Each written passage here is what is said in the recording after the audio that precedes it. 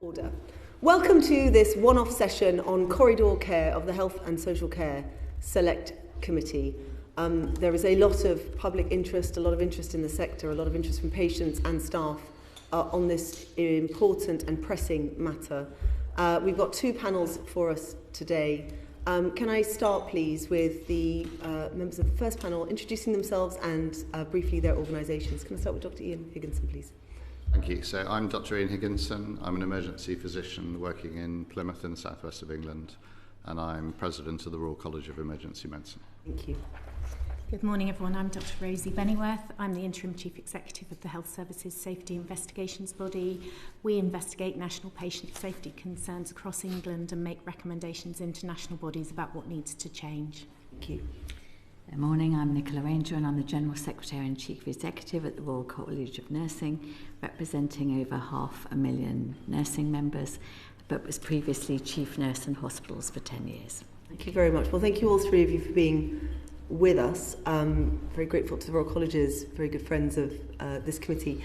HSIB, it's the first time that you've given us public evidence in this Parliament. Can we just start for people who maybe don't know what HSIB is? What do you actually do and where do you sit in the landscape of patient safety?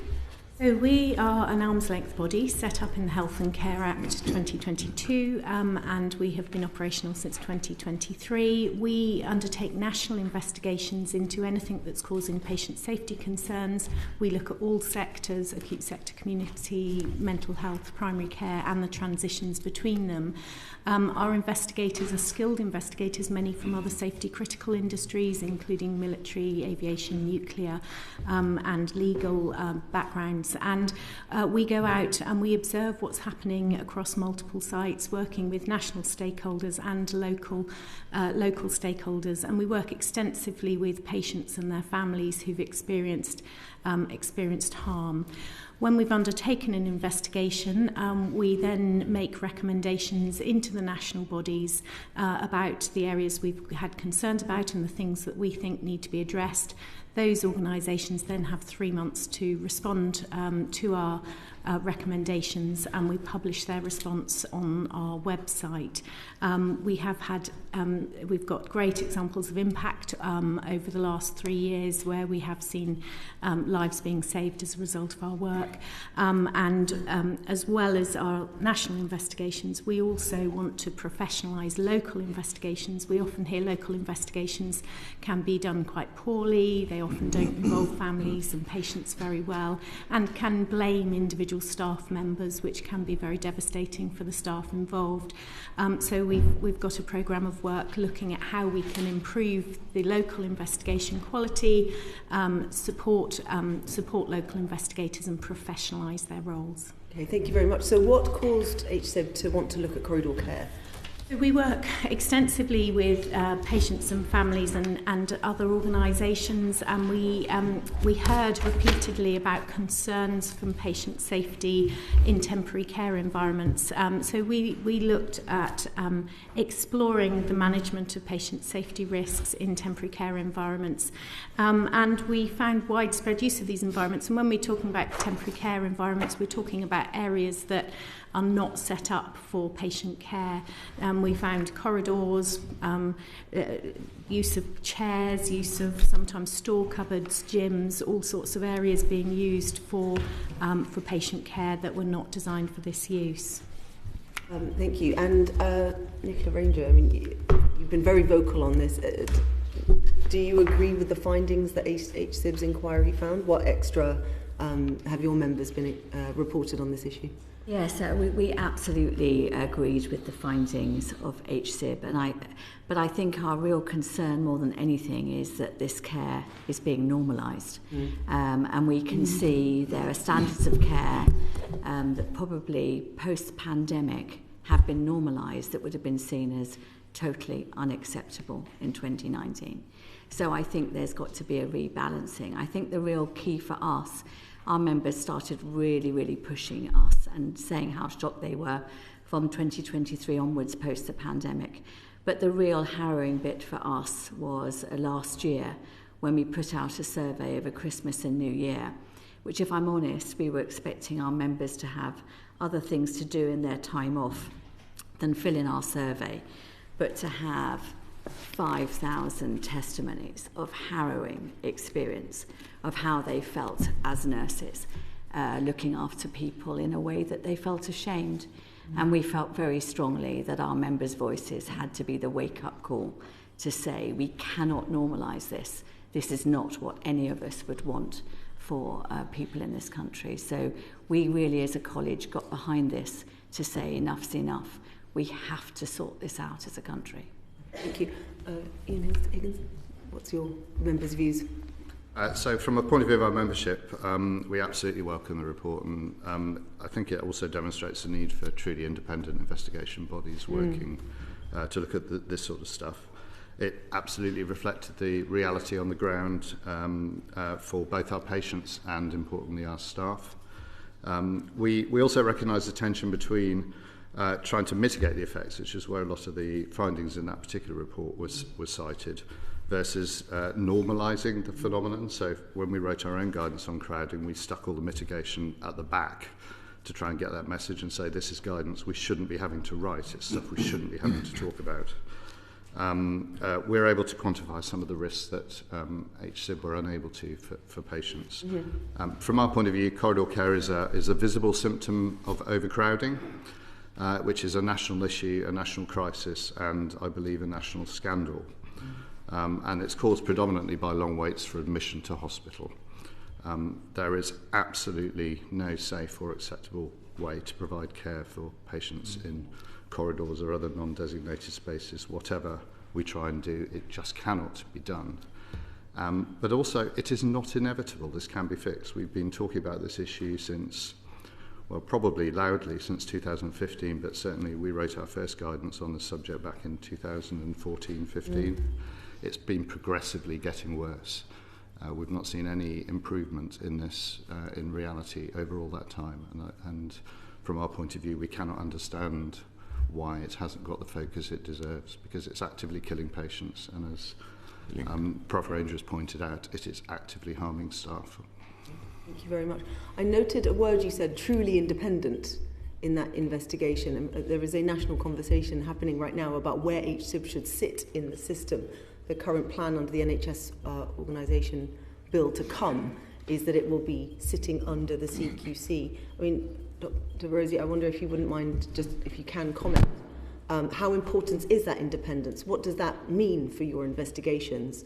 And if the government insists on this current plan, what would need to happen to make sure that that isn't compromised? There's two aspects which we feel are really important. One is around independence and one is around protected disclosure. So independence is vital for us. We need the independence to be able to decide what we investigate, to make sure that nothing is being covered up and that no one is stopping us investigating what's important.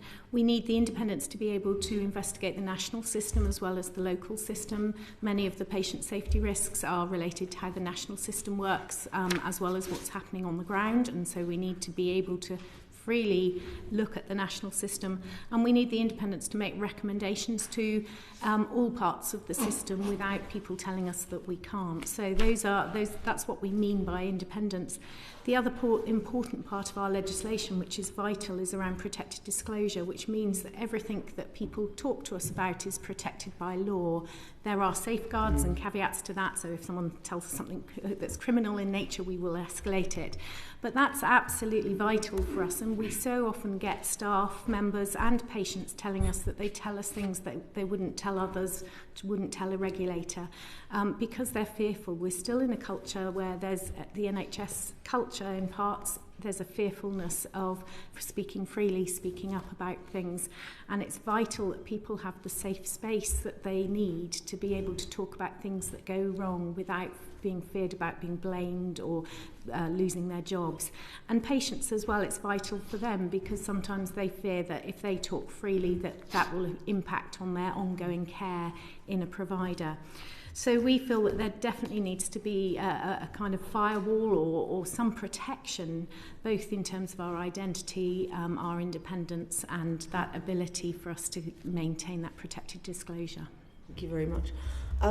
So just back to your report, One of the things I noted when I was reading it was the concern that the government didn't want to normalise it and therefore didn't put out guidance was in of itself harming patients. What lessons can we learn for future crises like this? You know, the sort of creep of a crisis that feels like it's getting worse and worse every year. It shouldn't have taken the Royal College to release guidance. Would it be right to say it should have been government to have grasped that nettle at the time when you were raising the alarm, and it's not normalising it to put out guidance? Would that be a fair comment? Maybe to Ian? I think my advice would be listen to patients, listen to staff, and listen to professionals who are walking the walk. Our members, Prof Rangers members, work in emergency departments every day, looking after patients every day. So we know what it's like. And our agendas are basically based around caring for patients, caring for staff, and a deep love for the NHS and a deep desire to see the quality of care that we deliver, the sort of quality that we would like to receive ourselves or for our families. It has felt persistently that our voices, despite the fact that we represent 15,000 doctors and advanced clinical practitioners, our voice has not been heard as it perhaps should have been. And we've also felt that the patient voice has not been heard as well as it should have been. And again, at times I've wondered why. We know, for instance, that at a conservative estimate, some 16,000 patients a year are dying in association with long waits in emergency departments. That's a lot of patients. If this was any other sector, there would be howling rage. If it was an airline, we would be grounding aircraft. Yep. And yet this has been happening progressively worse year on year. And again, it's at times been difficult to work out why our voices and the voices of other expert bodies have not been in play. Thank you. We will raise that in panel 2, no doubt. Paulette Hamilton. Good morning all. My question is really about the staff, nurses and the wider staff within the NHS. So my question is, how are staff actually feeling at the moment with everything that's going on? Nicola, I've read the survey, absolutely brilliant. But could you tell me a little bit about how nurses are actually feeling at the moment in that environment, please? If you could start. Thank you. Yes, thank you. I mean, I think as was said by Dr. Higginson, that, you know, particularly A&E nurses have felt really that sense of pressure. Patients in all sorts of places worried about them in waiting rooms and corridors. We have seen an increase in a bit of violence and aggression and frustration towards nursing staff, and they are often the ones closest to the patient. That has felt very difficult. But it's now spilled out to wards and extra, sticking patients on wards. And for many of them, that's what they feel very ashamed about as well, when they know that someone is stuck by a nurse's station and that someone needs the toilet, or they're dying and they need a quiet space. And so that real sense of anger, shame, and the thing that worries me most is they're losing hope. That's why there's got to be a sense of urgency on this, because they're just feeling this is just the way it is. Can I be honest, Nicola? I was a nurse myself, and I took pride in what I was doing, what the clothes I wore, how I looked after my patients. Is there a sense of embarrassment with everything that's going on at the moment? I think there is, and I think people are genuinely trying. But I was talking to a patient literally last week who said they feel embarrassed, so there's a lack of eye contact. Now, those are symptoms of people just, almost head down because they feel upset with what they're seeing. And when patients are struggling for a nurse to give them eye contact, that's not a good place that we need to be when nursing is a profession of safety and vigilance and care. And looking at someone is the best way to get a sense of that. I think that's a real symptom of many nurses not feeling proud of what they are doing.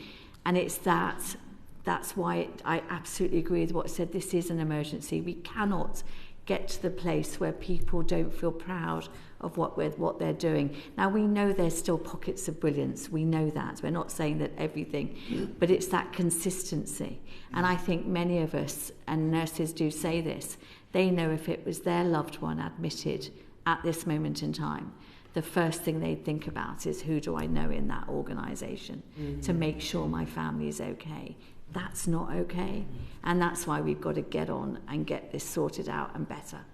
Thank you. Dr. Rosie? So in our investigation, we spoke a lot to staff working, and firstly, we were completely impressed by the dedication and the commitment of the staff who were so motivated to make things as good as possible for patients despite all of the challenges. But we heard from staff at all levels that they were really struggling to care for people in corridors and these temporary care environments.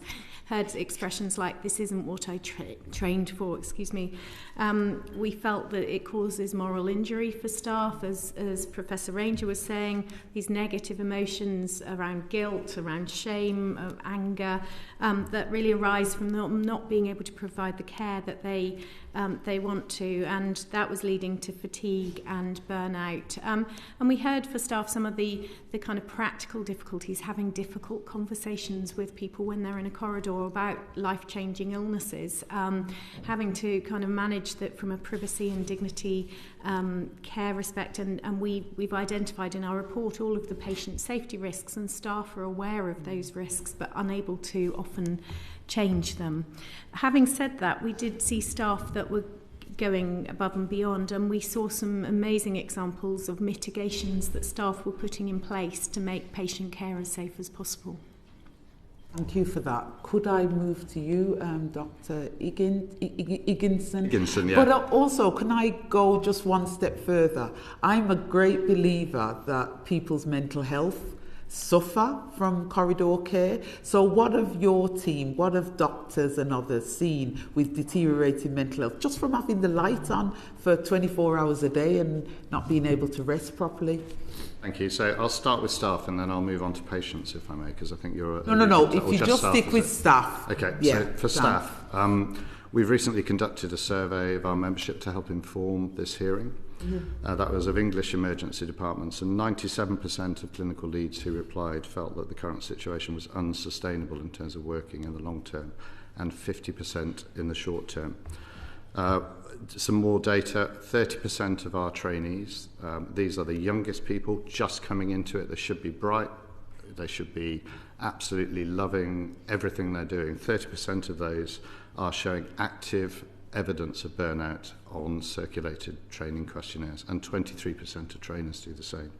So this is about stress, it's about moral distress and moral injury, and both of those contribute to staff sickness and burnout. Other words for you, I completely agree. I picked the word disillusionment. Often our staff feel that they're left to fend for themselves, in inverted commas, with poor engagement throughout the system, and they often feel unheard and unsupported because it has been going on for so long with little apparent mitigation. And we agree with the reported increase in violence and aggression towards staff, which is now being related to corridor care. So why does this matter? Well, there's a human cost, but also staff reduce their hours, retire early or leave. And to sign up, I'll give you some examples. I was round to dinner with a friend of mine the other day, a very experienced consultant. We started talking about retirement, and he said, you know what, I love my job. I feel I've got so much to offer. I love emergency medicine.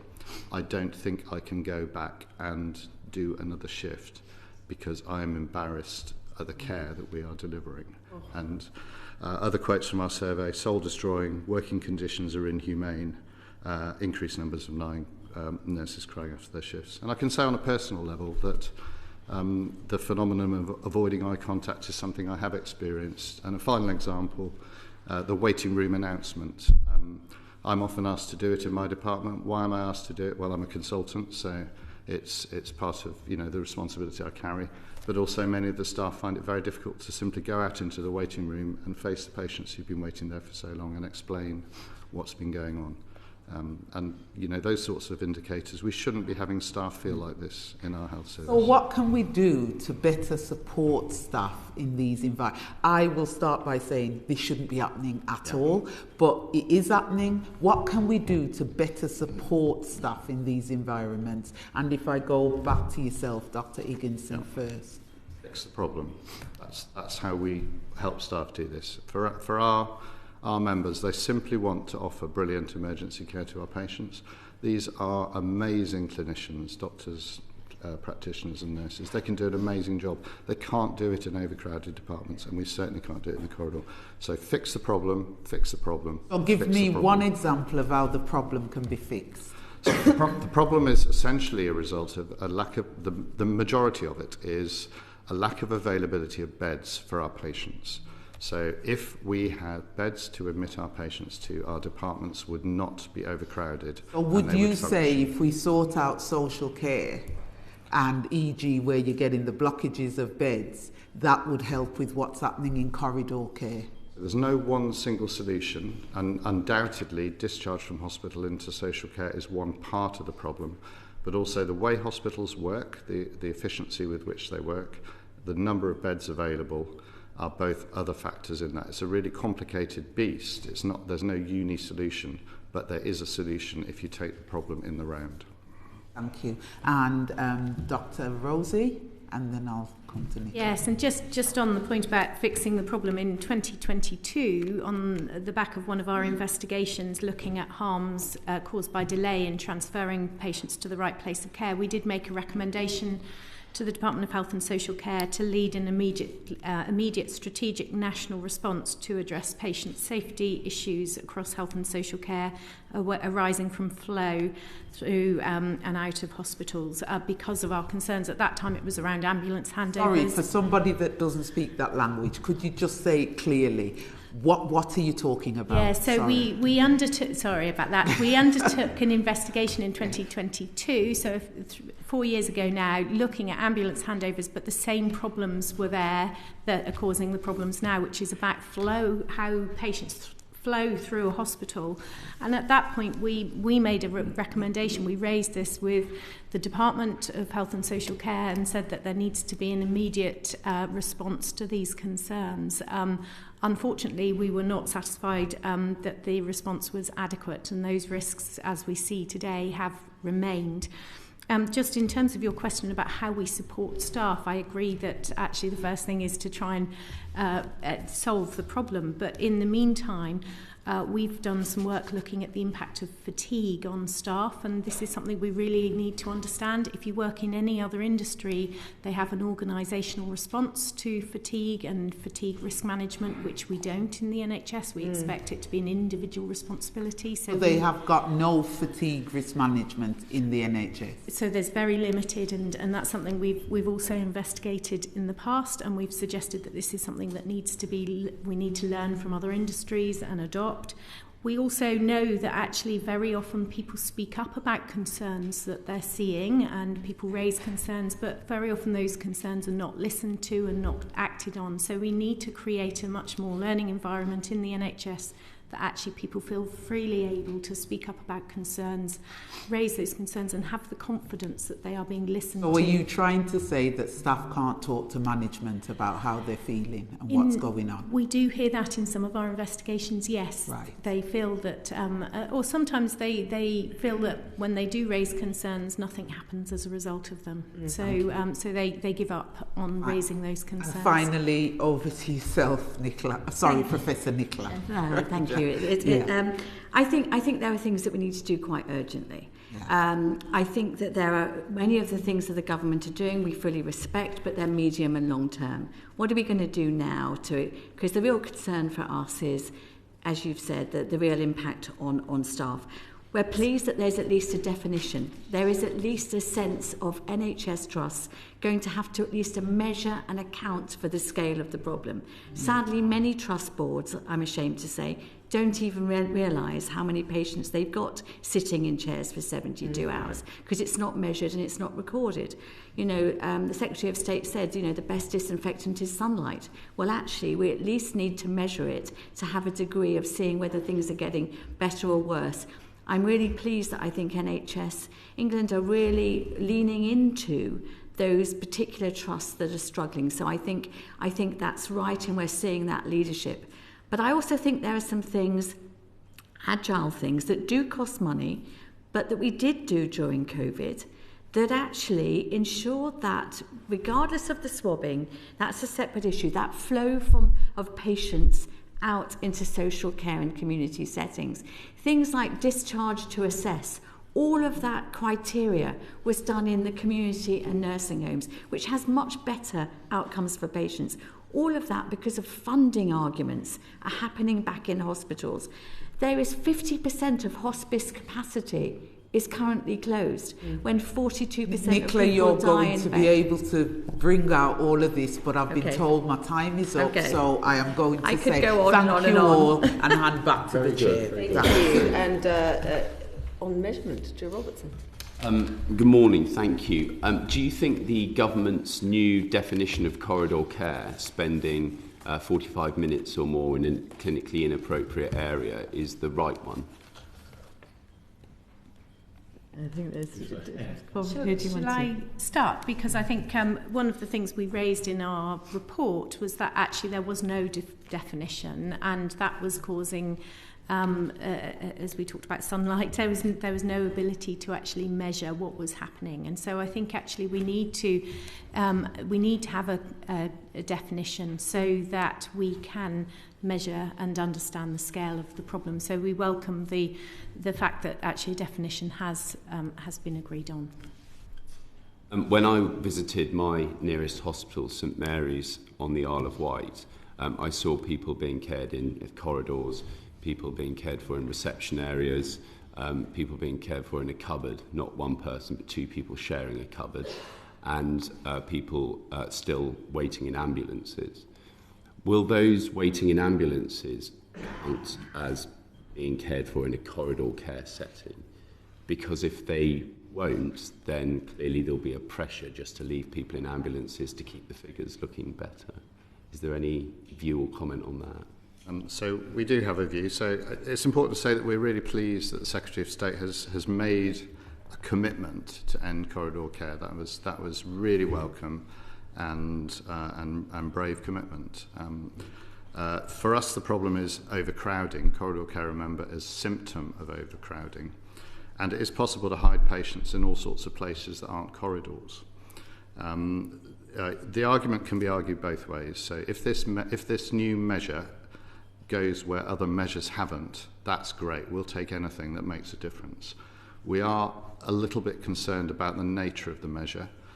Two aspects of it. One, when is a corridor not a corridor, which is what you've alluded to. And two, the 45-minute threshold, we believe, will potentially lead to what you're describing as gaming, which could otherwise be called cheating on the figures. And we are concerned that this definition is a bit complex, and that we're going to see the sort of unwelcome behaviours that we've seen in the past with the introduction of new metrics. We think this metric potentially exposes us to that. But on the other hand, if it makes a difference, as I say, we will take it. And I think we'll work with it positively and hope that it does make a positive difference. Isn't there an issue here that we all know what inappropriate care looks like? We all know what an inappropriate waiting time is. We all know what an inappropriate area for someone to wait from a clinical perspective is. If we just start measuring it now, doesn't this become the benchmark on which to measure any improvement or the opposite from March 2026? But it's already gone well beyond what is acceptable. How can we use the existing data to show whether there's been any improvement or not, and avoid March 2026 being the benchmark to measure the future against? I can answer a bit of that if you like. So on one level, we already have a well-established validated metric which looks at overcrowding, and that is the 4-hour standard, or indeed 12-hour wait. So you could argue, if you want to look now at what's happening, look at the 4-hour standard, or look at the 12-hour standard, or look at patient feedback, or look at staff surveys. All these are metrics which measure the quality of emergency care, and the 4-hour standard in particular will give you a measure. If we were seeing all our patients through the department in 4 hours, we would not have patients in corridors or cupboards or in waiting rooms or in ambulances or wherever else we hide them, because our departments would, on the vast majority, not be overcrowded. So that's one side of the coin. The other side of the coin is this is shining light on a particular problem which has caught media and public attention, has caught political attention. So it is welcome in that regard. How, as I said, however we do it, if it makes a difference, we'll take it. But if it's just another measure that is not underpinned by effective action, as we've seen in the past, it will limit its value, just as the 4-hour standard, sadly, has proved not to be as valuable as it should have been. And I think that's right. I mean, as Dr. Higginson said, we've already had the 4-hour standard, the 12-hour standard. But what I hope this will start to do is there are many areas in a hospital that the data isn't collected with regard to waiting times and where they are. What I hope this will start to capture are those people in cupboards, are those people that are stuck by the nurse's station and been there for 24 hours, as I said, keep going on about the patient I met who'd sat in a chair for 72 hours. That was completely unrecorded experience and safety data. This will have to capture that. But data's only going to be part of it. You can, as been said, A&E performance has been going down since 2010.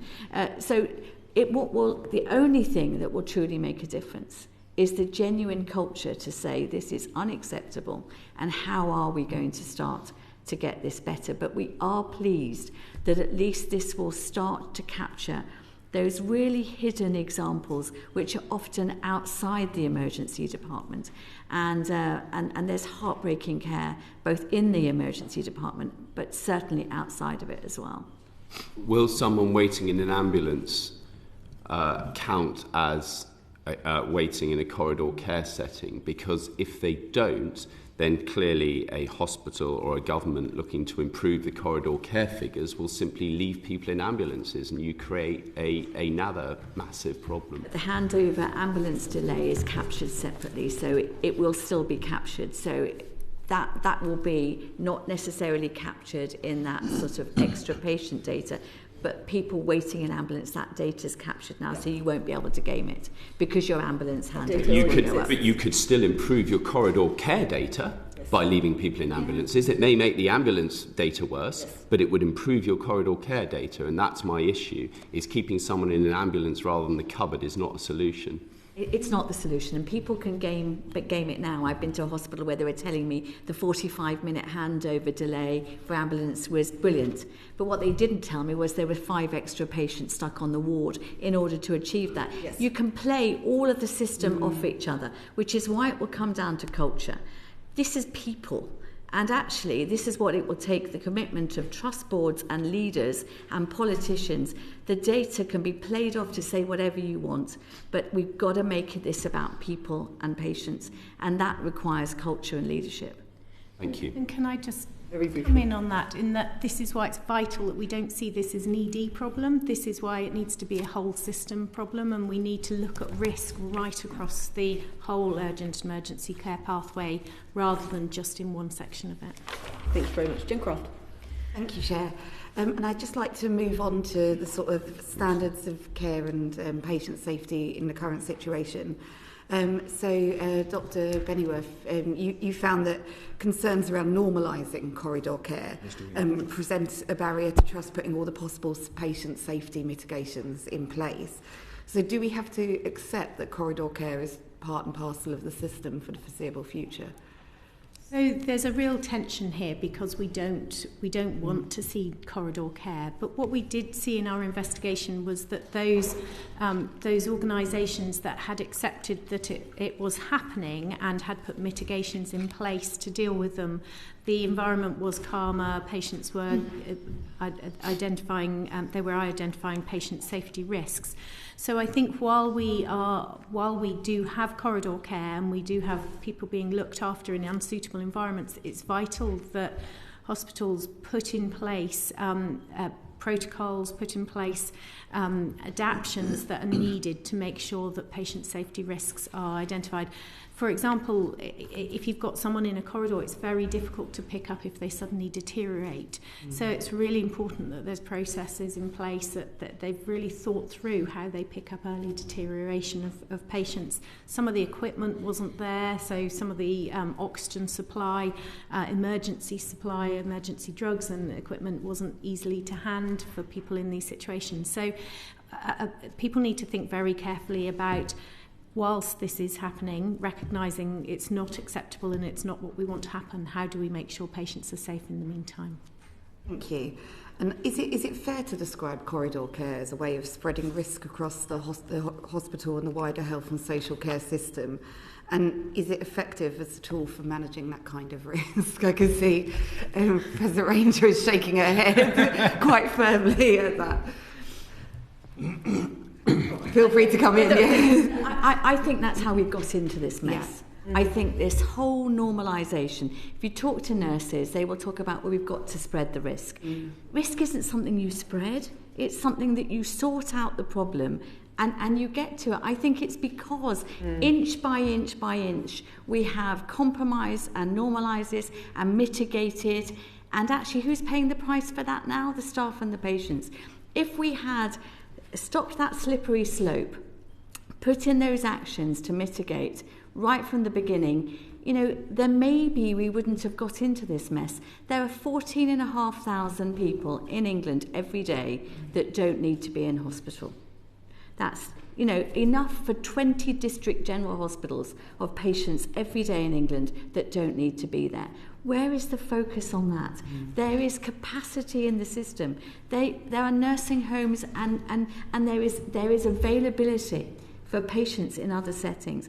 I think that's where we've got to put some energy and focus, because my worry is this constant culture of mitigation, which I totally understand, but there's got to be a date and a time that we say this is going to stop.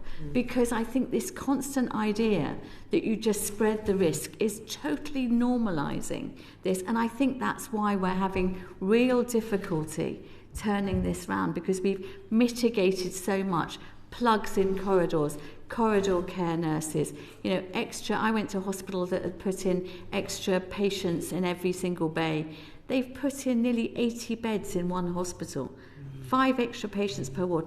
That's, just squashed in bays, and it's totally normalised. And I think for really good, understandable reasons, this is because people want to keep people safe. They want to do the best they can, but that desire to do that, I think in the long term has made this situation far worse. May I come in on the end of that? I think what's the time course of what's happened, I think, is that the risk was all concentrated in emergency departments. So emergency departments became, rather than the safety net, the safety valve. And it just got piled in and piled in and piled into emergency departments until they could take no more patients, and the apparently elastic walls stopped expanding. And then back in the late 2000s, something called the full capacity protocol came in, and that was the idea that it would be safer to have one patient in a corridor on every ward than 30 patients concentrated in an emergency department. So that's where the idea of risk sharing came from as part of these so-called full capacity protocols. Where they were introduced, they're not introduced in every hospital, create problems then on the wards for patients who are still in corridors and nurses who are there. But what invariably happened is patients just kept coming into the emergency department until they fill up. So then we started stacking patients in ambulances, and in some cases that actually reduced the risk in the emergency department. So I think what has happened is, and what still happens is, the risk is maximally managed in the ED. When the ED is absolutely full and everyone is crying out, I've got a resuscitation coming in, I need a bed now, then the risk gets spread a little bit. But what I think we acutely feel in emergency medicine is this problem is not completely owned throughout the system and indeed throughout organisations. The corridor care on wards is a tentative step towards risk sharing and ownership, but it is just a mitigation. But actually the whole problem is not owned throughout organisations. And, you know, I occasionally have to step out of the ED to keep my skills up, so I go down to theatres for a day to practice my airway skills. And my word, it's lovely down there. There's one patient at a time, there's loads of staff, there's coffee. It's a beautiful environment, and it's exactly that's how I would want it to be if I had an operation. I wouldn't want it any other way. I try not to be angry, I try to be envious. And then I go back up to my department and I see our poor staff looking after patients in corridors, and I see our poor patients like that, and I think it's like two different worlds in the same organisation. And I think that's one example of how risk is concentrated in very specific parts of organisations and systems. I think Dr. Bennyworth would like to come in. I just wanted to talk about risk management, because actually one of the things we've been calling for as an organisation for some time is much better, much more effective safety management systems across the whole health and care system, learning from other industries. Other industries have much better ways of managing risk than we do, and we need to learn from them. We did a report a couple of years ago looking at safety management systems and accountability across the system. There is lack of clear accountability across the health and care system. No one is accountable for a patient's safety, for example, as they cross between health and social care. Yeah. And we don't have effective risk management in ICBs, and we found that in our report, that allows that balance of where do you keep the risk across the urgent emergency care system. And as a result, we're ending up with everyone ending up in A&E, as we've talked about in ED. So I think we need a fundamentally new approach to managing patient flow and patient safety across the system, looking at learning from other industries. Thank you. And that was quite a helpful segue to my next question, which was the NHSE are clarifying their current guidance with respect to escalation and incident reporting, and to make it clearer that trust boards should take formal ownership of corridor care. So perhaps making more of that accountability in the system.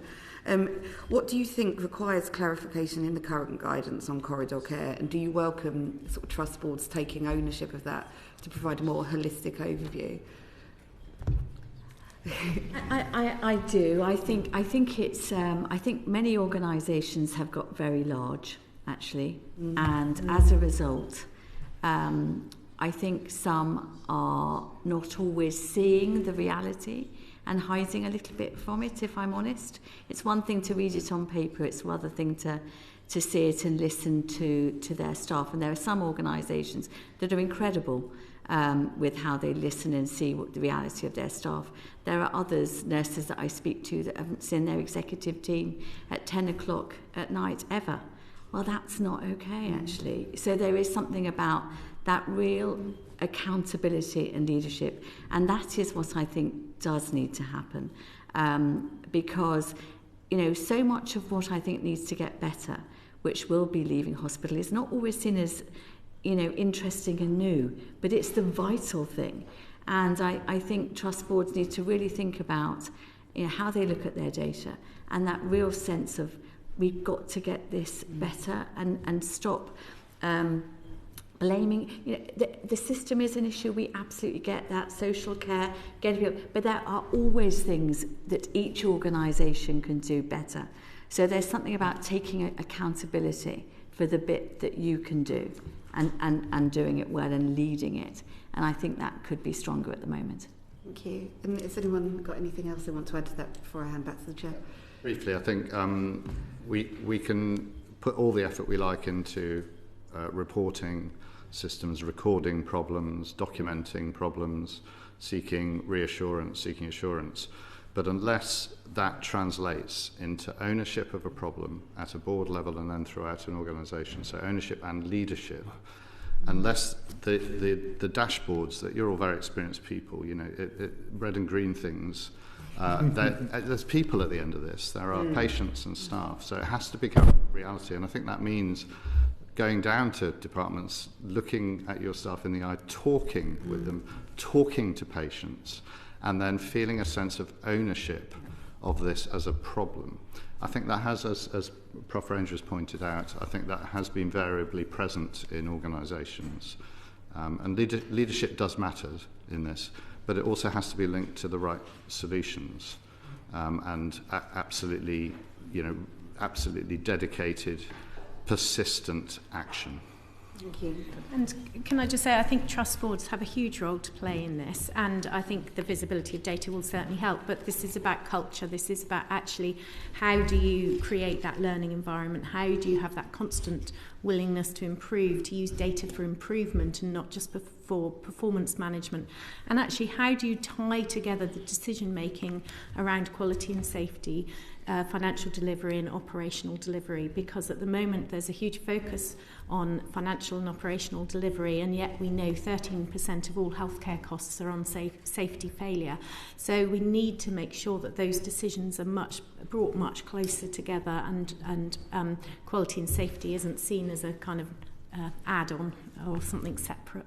Thank you. And I just wanted to point out my local hospital, Basildon, I've visited it and they have corridor care and I've seen it happen. But I think it's really important to say that when I've spoken to patients who are being treated in the corridor, they're full of nothing but praise for the staff, and they do see the effort that they're putting in despite having to work under extremely trying circumstances. So I think for your members, I think it's important that they hear that patients are very grateful for what they do. Thank you. Thank you very much. Alex McIntyre. Thank you very much. Dr. Bennyworth, I'm keen to come back to one of the answers you gave to my colleague a moment ago. You said there are other sectors that manage risk much better. Can you give some examples of where you've seen positive experiences, what sectors that we could be learning from, and where we could, where's that best learning that we can take? Yeah, certainly. And I spent some time with some of the aviation industry, and I know that there is a lot of debate. Healthcare is very complex, and we can't compare it directly with aviation. But actually what you can compare is the way that they underpin everything they do with effective safety science, and that kind of drives all their decision making. And also they have safety management systems and quality management systems that go through every level, actually internationally as well as nationally, and go through every level of decision making, and everyone is very clear about what it does is it allows that proactive management of risk. Risks are escalated, they're very much tied into the decision making about investment, about prioritisation, and also they have very much clearer lines of accountability. So it's really clear who's accountable for someone's safety right the way at every level of the organisation. And they've worked very hard on culture as well, so it's expected that people raise concerns about things that near misses, things that have gone wrong, and that's something that's encouraged and supported. And then they have very clear feedback mechanisms about what happens as a result of that. So whilst we can't directly compare industries, there is a huge amount of learning through all of the other industries, the safety critical industry. Fatigue risk management is another example. A lot of examples in other industries about actually how organisations recognise and manage risk. You can't stop someone being tired or fatigued, but actually what you can do is put into things that actually support people so that they don't get to that state to start off with, but also that there's organisational responsibility for managing fatigue so that that doesn't lead to safety concerns as well. Great, thank you. That's a very thorough answer. Just coming back to the points that Dr. Higginson and Professor Renji made about culture and how we can drive that cultural change across the organisation. Obviously on the 4th of March, NHS England wrote to NHS Trust about the additional action needed to virtually eliminate corridor care. I've noticed the Minister has come into the room. Cultural change is quite a big thing, right? It's difficult to do and it requires a lot of buy-in. If you had one kind of additional action, a real action point you would like to see from the leadership in NHS Trust to actually change that culture, what would it be? A directive that the Minister could send out to NHS Trust, say, do that tomorrow, what would it be? I'll start with you, Professor Renji, perhaps, and go across the panel. Oh my goodness. Do tomorrow. I mean, one thing I'd like them to do tomorrow is exactly what we said. Go and see and speak to their departments, their wards, their patients at 10 o'clock at night and out of hours, because that's, the patients' pressure is 24/7, and often people feel pretty alone at nights and weekends when it's really, really difficult and there's less people around to support. So at least listen, understand, and then think, what am I going to do tomorrow that is different from what I've heard today? And it may even be something simple like just get some coffee for the staff. It's something that shows, that's tangible the next day I've listened, I've heard. I can't sort it all out straight away, but I promise you matter, and we are going to sort it. That wouldn't take that much. Dr. Bennyworth? So I think there's a couple of things. One is curiosity. I think, as boards of trusts, they need to be having their kind of ears open and eyes open to those things that just don't seem right. The data might not show it, but there's something that they're kind of getting a sense that's not right, and that having that kind of professional curiosity to dig into issues, to go and talk to people, to listen to patients, and particularly listen to kind of patient complaints, patient incidents, and make sure that those are leading to demonstrable change and action. I think the second thing is moving away from a blame culture. We still work in very much a, when something goes wrong, it's who's to blame for this, rather than thinking, actually, what are the systemic reasons for this happening? Why has this happened? How do we support the staff member where something has gone wrong, and how do we really learn from it, and developing that culture of learning? Dr. Higginson? Thank you. I asked my members this question in the survey. 99% of them feel that the government isn't onto the right solutions at the moment, and the feeling is that many of the national and local initiatives aimed at reducing overcrowding are pointing at the wrong part of the system. So their message for MPs and I guess our ministerial colleagues was that the inaccurate political messaging, and this is a quote, and focus on admission avoidance, it would be welcome if that changed, and we started looking at what we call the back door of emergency departments, so getting beds for our patients, which is a complex issue, not one solution. Looking at particularly primary care and what that can offer, looking at social care and the way hospitals. And they also called for MPs to simply go to local EDs where they perhaps don't feel able, talk to staff who feel underestimated and undervalued, and to encourage hospital executive teams in particular, to get ownership of this problem. So that's the message from our 15,000 specialists. Is this survey already in the public domain, or is it something you're willing to... So we undertook this survey last week, and we published it today along with. So we couldn't get it to you in advance. We spoke about it with your clerk, but it's available to you. I'll come back to the chair at that point. Thank you very much. Ben, yes, please. Thank you very much, and thank you all for coming. I think we all agree the fact that corridor care has become the norm is wholly unacceptable, and we have to repair the damage. But one thing that you talked about is which strikes me, the efficiency of hospitals and the role that boards see that they should play and the effectiveness of boards. From what you're saying, by and large, hospitals aren't efficient enough and boards aren't doing their job well enough. And this isn't something which has happened overnight, it's developed over time. Why do you think things have gone so wrong, Dr. Higginson? So this has been a problem which I guess is a mixture of culture, history, resourcing, all sorts of things. But when you come down to it, from our perspective, my department is open 24/7. The services that we require to deal with absolute emergencies I'm very lucky, I'm in a major hospital, are on tap 24/7. But a lot of the hospital is not working into extended hours, and a lot of the hospital and the system surrounding it doesn't work at weekends. And we see that effect over Christmas. When I ask why I think it's gone so wrong, is it that there hasn't been pressure put on hospitals to do intelligent things like that? Yes, thank you for refocusing me. So I think that is... there has not been ownership of this and engagement with this evolving problem.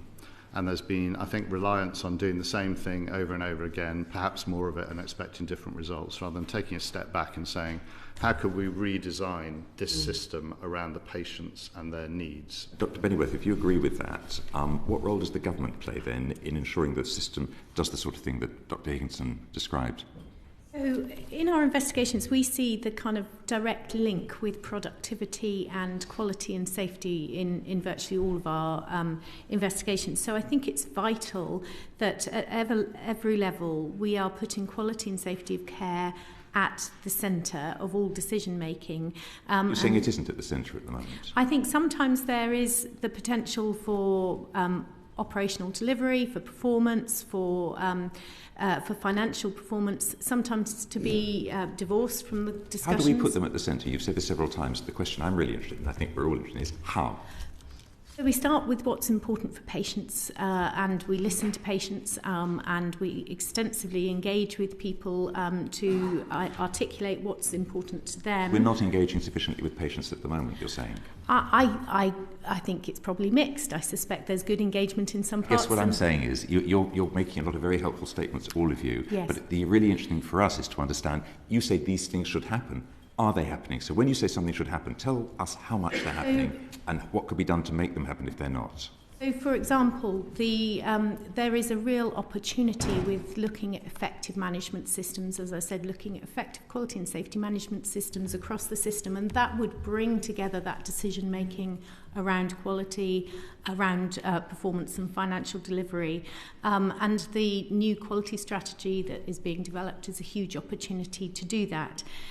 So I think there are opportunities that we could use to progress this. Opportunities is I've used that word a lot as a former management consultant. When I say there's an opportunity to do something, it means it should be done. Is that what you're saying?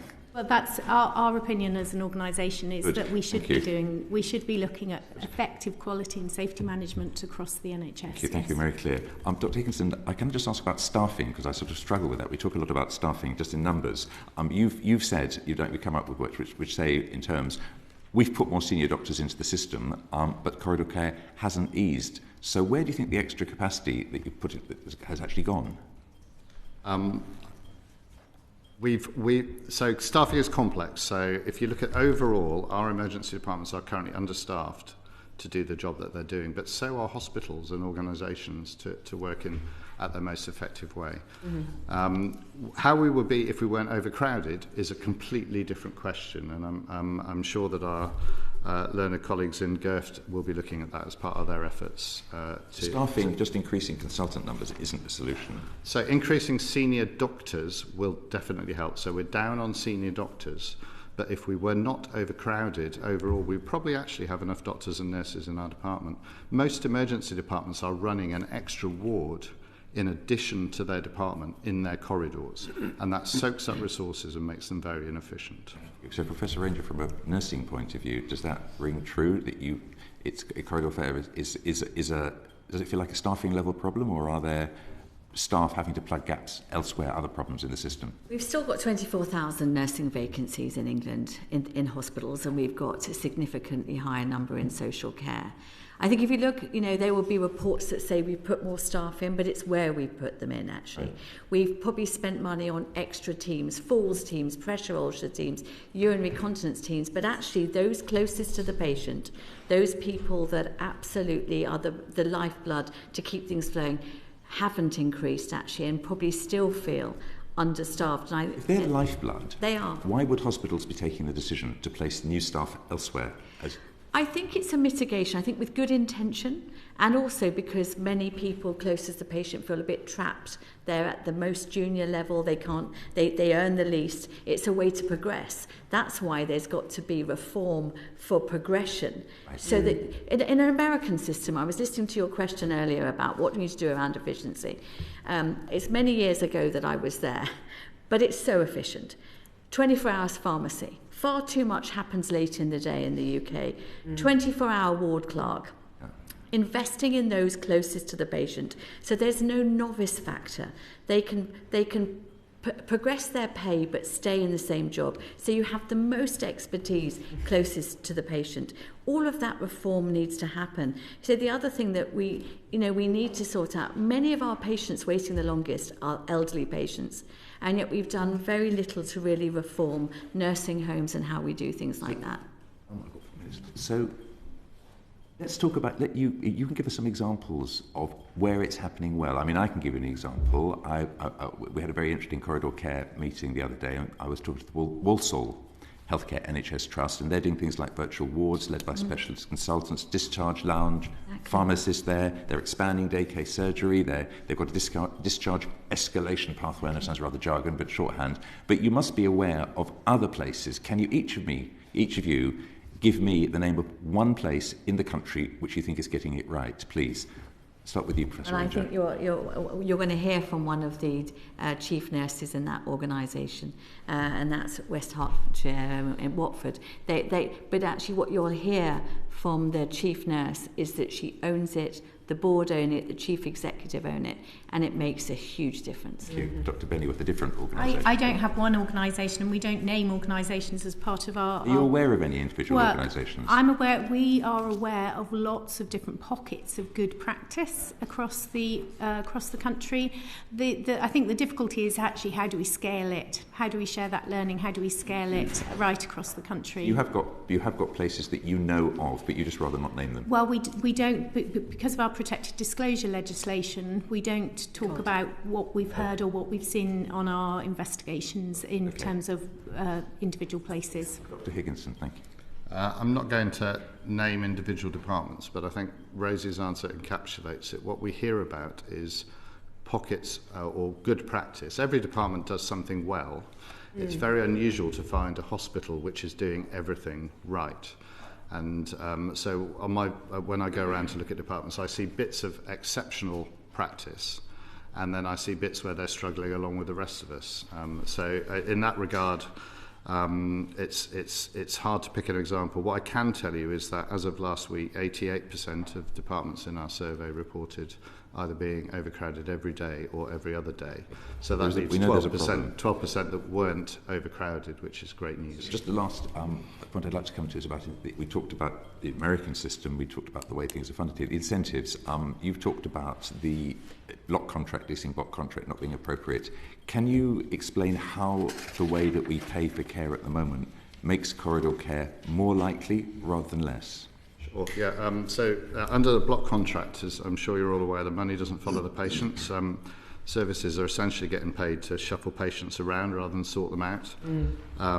Theresa May, I think, described it as patient pinball back in 2018. Meanwhile, the bits of the system that do sort patients out aren't being adequately funded to do it because they're under a block contract. And does it incentivise corridor care? It probably does, actually, because if you want to do something for the same price and put an extra 30 patients somewhere and not pay any extra for it, then if you put them in an ED, you're going to achieve that. What should we look at doing differently? What would you like to test? Sorry? What would you like to test that might get a better result? I would like to see a return to a system which rewards services for sorting patients out, and particularly incentivises high quality care over activity. So I think the funding models have to follow the patients, but they have to follow services that do stuff for patients and not just direct them to other parts. Do you think that would reduce corridor care? I think it would, yes, because if you start to value, for instance, emergency care, either within emergency departments or indeed within hospitals, then the incentives will be there. At the moment, we tend to value elective care and other forms of care over emergency care. And that's led to underinvestment in the urgent and emergency care part of the system. The sad thing is that when the urgent and emergency care part of the system falls over, the rest of the system also struggles. So if a surgeon needs to do an urgent operation on a patient and he can't get them into a bed, he can't do that operation. Thank you very much. Thank you very much. The Minister is in the room. This is my very last question. If you were to ask her to go away with one thought, one only, what would it be? Professor Granger? I would love us to do some of the things that we did during COVID, discharge to assess other things that actually will get some hope back for the staff and for the patients. They're not always long-term solutions, but the real concern is we are normalising abnormal care. We need to pull some levers that actually make it easier for patients to get where they need to be and quickly. Thank you.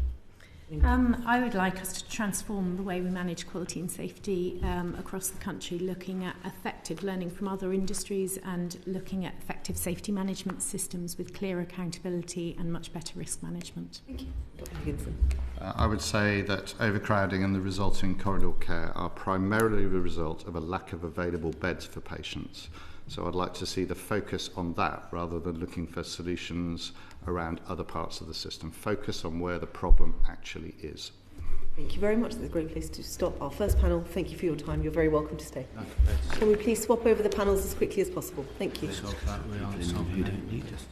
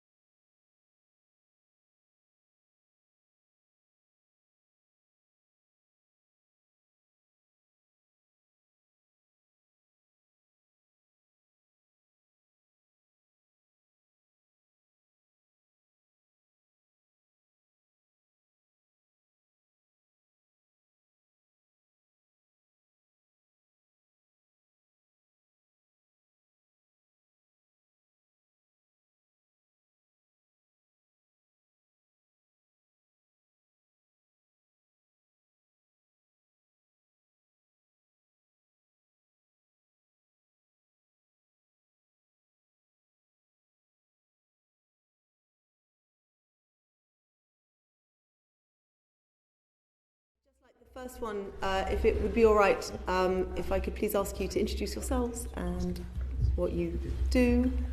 Kelly McGovern, can you start, please? I'm Kelly McGovern, Chief Nurse of West Hertfordshire Teaching Hospital. Thank you. Karin Smyth, the Minister of State. Thank you very much. Hello, I'm Sarah Jane Marsh, the National Director of Urgent and Emergency Care and Operations in NHS England. Thank you very much. Hi, Tim Briggs. I'm the National Director of Clinical Improvement, Elective and now UEC Recovery, and also the founder and leader of the GIRFT programme. Well, thank you all for being here. And I think that first panel really brought to life the awful experiences of both staff and patients. I was really struck by the testimony about the avoidance of eye contact because staff are so ashamed. I don't know if you were in the room for some of that testimony, but it was incredibly powerful and really, really worrying. And obviously there is huge interest in this because the human stories are horrific. I'll just tell a couple of very quick ones. And this is courtesy of ITV News have done various investigations and secret filming. Peter spent his 60th birthday in the Royal Liverpool University Hospital. He described the experience as mental cruelty. It's got to be the worst experience of my life, he said. It just makes you feel inhuman, makes you feel like you don't matter, and as if they can just do what they like with you. That was one experience. Another was a woman called Catherine at Queen's Hospital in Romford. She described it as a war zone. There was no dignity. I was crying all the time. It was traumatising. So I think everyone welcomes, Minister of State, that we have had that commitment from this government that they want to end corridor care. When can we expect that to happen by? Well, thank you, Chair, and I was in the room for the last moment. So, we are absolutely very clear that this is unacceptable, that the phrase normalised is not normalised, and that is why the Secretary of State committed to see the end of that practice by the end of the current Parliament. And I think both the Urgent and Emergency Care Improvement Plan that we released in the summer is part of that, and the colleagues will want to talk about that today. Reducing that demand and improving flow critically, getting it right first time. That's why, and examples, as we heard in the last hearing, of how that can work when the whole hospital own this issue, indeed own the entire pathway. So very keen to explore that. And I think the definition and indeed the collection and the publication of data are also a key part of demonstrating that commitment. And making sure that we get that right and commit that. It is unacceptable for patients, and as we've heard, it is completely awful for staff. No one wants to come into work at any time of the shift and see that, and that is why it is unacceptable. It's very welcome, but actually in the context of the NHS, between now and the end of the Parliament's not actually that long necessarily, and we'd love for this to disappear next year. What are the milestones and metrics by which this committee could measure the progress of government in the system to reach that aim? So the commitment is to get that right by the end of the Parliament. As I say, the definition now of, I know people find this hard in the outside world, of what is this, and I think we'll get Sarah Jane to sort of go through that, and that's why collection of the data, validating that data, we hope to be able to, the aim is to have that publicly available by May, and that is an important point, and very keen to discuss that with the committee about what that looks like to get that right. Appreciate at the moment, and again Sarah Jane can go into this in more detail, data is collected, there is an indication of where this is more of a problem, and to your last hearing, it doesn't happen everywhere. And I accept the points from Arkham that hospitals get some things right in some places, and the system it is hard to get everything right everywhere. But the collection of the data, the pointing of this, is an indicator of system pressure that staff are working under and that patients are well aware of, and we all as MPs are well aware of from our inbox. So collection of that data, having that publicly available, and you will be absolutely able to hold to account on that and to see where that is, and very what I'm hearing, but you haven't really answered my question. So obviously, on the 45, it's just so I'm really clear, on this 45 minutes waiting in an inappropriate setting metric that we are now going to start measuring, by the time we get to the election, whenever that may come, by the end of this Parliament, that will be zero. But does that also take into account all other bits of the system? I mean, to the point of my colleague Jo Robertson made, one of the ways you can get to zero is by shunting patients into other parts and just spreading that risk. Is the government's view that actually zero doesn't just mean that metric? Is it all the metrics? And when are we going to get to halfway? When have we modelled what the changes that you have put in place? Is there going to be a year or two as the system sorts itself out and then it's going to drop off a cliff? Are we expecting linear change over time? Has the modelling been done? How are we going to actually know that you're on track to do this? Because there is no point in us coming back in 3 years' time and going, oh, you missed it. Oh, well, when do we know that you're maybe struggling and we need to help? So I'll bring Sarah Jane, if I can, yes, in on the detail of the modelling and the process through and the variation across the country. But just so that everyone is very clear, from the government's point of view, is that we take very seriously and are committed to the targets and people's rights in the NHS Constitution. And I think we might come back to the issue from some of our colleagues. It's absolutely right to get the clinical pathways correct and safety and quality. But we do think the 4-hour target, for example, is an important indicator to the public about confidence in the system. And I do think it's unacceptable that our constituents, who may not have that care at neighbourhood level, at primary care level, are trying to find somewhere to go for their condition. They are not in the wrong place. We do not think that patients go to the wrong place. It is up to the system, it is up to us to be able to demonstrate and support people. That's why neighbourhood is so important. So yes, to your point, Chair, absolutely, we are committed to delivering on those commitments. That is why, and I am, in my previous life, I am a supporter of targets. I know they sometimes drive behaviour, we've got to watch that, but that is our commitment to the British public, to deliver on those targets and to watch the pathway through. So we now see this pressure, particularly in corridors. That is unacceptable. It's where the pressure is showing. That's why this is important. But absolutely to your point, we don't want that pressure coming up somewhere else and missing that point. But I think Sarah Jane can explain the trajectory across the country. Yeah, of course. So as Dr. Higginson said, we've got the big problem here is overcrowding in emergency departments, and that is spilling out and resulting in corridor care.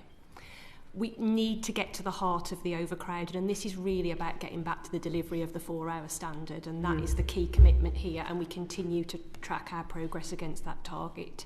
The corridor care part of it, as we're starting to work with the organisations that have got the biggest challenges, doing a trajectory or a sort of, we'll try this and we'll try that is not being as effective as a cultural leadership response that says, we're not having this in our organisation, it's not an acceptable thing for staff and patients, and therefore we're going to put a 2-month, a 3-month plan to turn this around, and we are committing to make that work.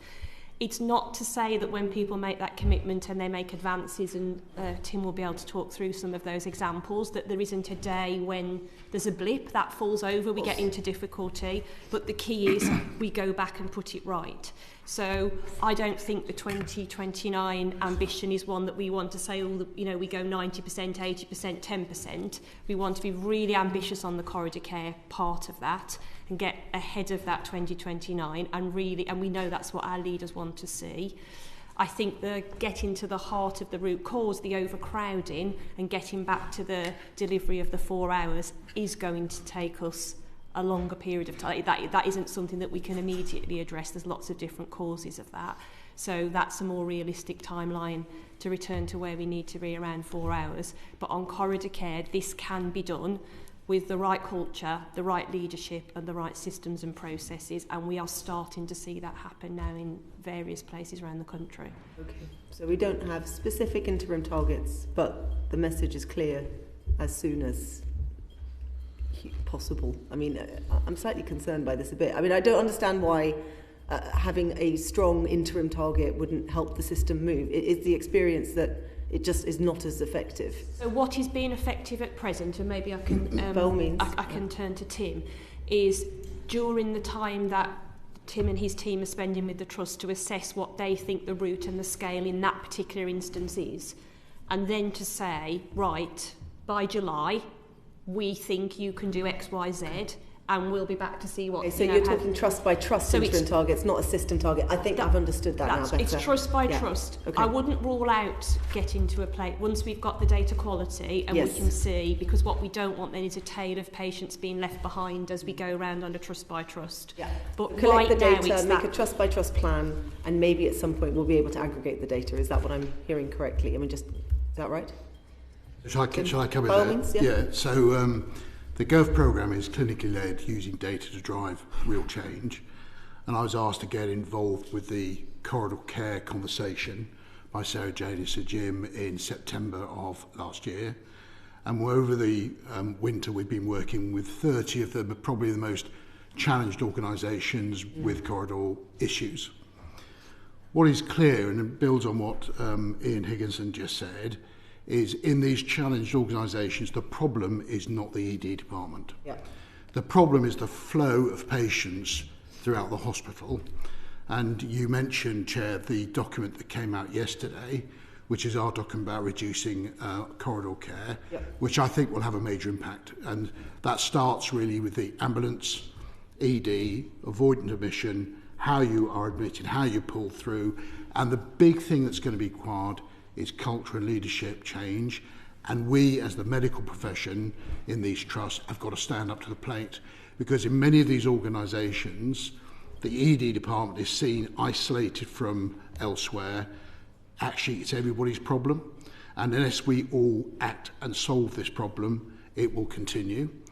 Now, the good news is that I'm seeing some really good data now from some of these really challenged organisations. And I'll just give you some examples. So BHRUT, which is Queen's in Ilford, which in November, I think, was all in the press regarding corridor care, now has no corridor care. And in February 2026, compared to February 2025, they've saved 10,444 hours of temporary nursing corridor care, which has saved the organisation £156,000. Yeah. Their ambulance handovers are right, and they're not storing all these patients on the ward. So the flow is correct. Another example is that big trust Hull, where again, it's been a real problem for a long time. They've gone live now with their standards, the GIRFT clinical operational standards. And I was at a meeting with the 30 Trust. I said, this is not optional. This is going to be, we're mandating that we need you to do this. Mm-hmm. And on the first 6 weeks of doing this, they've seen a reduction in ambulance handovers delayed by 27%, and patients waiting in the ED of 12 hours seen a drop of 47%. Yeah. There are other hospitals already where they've cleared the corridor by everybody owning the problem, putting the patients through, and starting at the front right through the back end to discharge, virtual wards, hot clinics, etc. So we know it can be done, and over the next 6 months, with our document, we've set red lines on ambulance handovers of 45 minutes, 24-hour waits ED is totally unacceptable, and corridor cut. Those are the 3 red lines within the document, and we'll be holding trust to account for that, to make sure that we absolutely have some real impact over the next 6-7 months as we get ready for winter of 26-27. Yeah, thank you. That's really helpful, and also helpful to know that there's already green shoots. Yes. The guidance that did come out, I think we got it at 4:53 yesterday, so I as perhaps a coincidence, perhaps not, ahead of this, but it's very helpful to have seen some of it. I've got just a few questions about that. I mean, at first glance, it strikes us that not much in it is sort of new in terms of the guidance. It seems to be more of a consolidation of guidance in one place with case studies. Is that fair? What's new in this? So I think it's the first time that we're joining it right up. Okay. So if you look at the document at the front end, it starts with the ambulance, then ED, then how do we avoid admission with SDEC and what have you. Then when patients come in, what are we doing about that to pull the flow, get the flow right. And then at the end of it is about the culture, education. And if you look at the top, that's all embedded, it's all overseen by the GIRFT clinical operational standards, which for the first time are now setting standards, not in the ED department, but throughout the rest of the hospital, is when do we expect acute physicians to see the patient, when do we expect specialist physicians to see the patient, surgeons, which is, I think, going to be a game changer in terms of we all own the problem. And in all this trust that we're working with, that hasn't been the case. So I think it will have quite an impact. We've asked for this to be embedded by the end of July. Okay, and you mentioned in some of the not failing is the wrong word, you didn't use that word, the challenged trusts that you've been working with. you mandated it. Yes. Will this be mandated in challenged trusts? Yes. Across the board? Yes. Brilliant. And I'll ask this quickly, and then I do need to move on. Dr. Higginson spoke about the number of beds being an issue elsewhere in the hospital. Is that a part of this plan as well? How much do you see that as being the problem? So I think, as Ian said, it's a multifactorial problem. We know that we've got over 13,000 beds occupied by patients who are ready to be discharged, but there is still a lot we can do with the existing beds. Mm-hmm. And I know that if you're a patient in a corridor, and most of them are elderly and frail, and you're there for 24 hours, if you don't go in with delirium, you will have delirium, and that will increase your length of stay. So what we've got to do by pulling the patients through, getting them seen by the right experts at the right time, getting the early diagnostics, getting them mobile, and then the back end is about discharge to home, it's about hot clinics, virtual wards, and we can make a real impact getting that flow right. And the other thing that we've seen on the trust that are already moving that dial that we've been working with, how morale has changed amongst the staff. Yep. Because they can now see the wood from the trees, and they can now start to see the art of the possible. So we're quite excited about this, and we'll be working very closely with Sarah Jane to absolutely encompass this and embed this over the next 6 to 8 months. Thank you very much. Danny Beals. Thank you very much. The letter on the 4th of March and the 30 trusts that are being focused on, what are the common characteristics that those trusts share? Why those 30 trusts? Are the common factors amongst them? Well, I start and then hand it. Yeah, so it's a combination of everything that we've discussed here. It's culture and leadership, clinical engagement, and then also system and process. And what we often see is a narrative that's built up in the organisations that the solutions sit outside of the walls of the hospital. So other people need to do things, if it's in primary care or social care or whatever it is, and that would help us. So we don't necessarily see the ownership of the problem.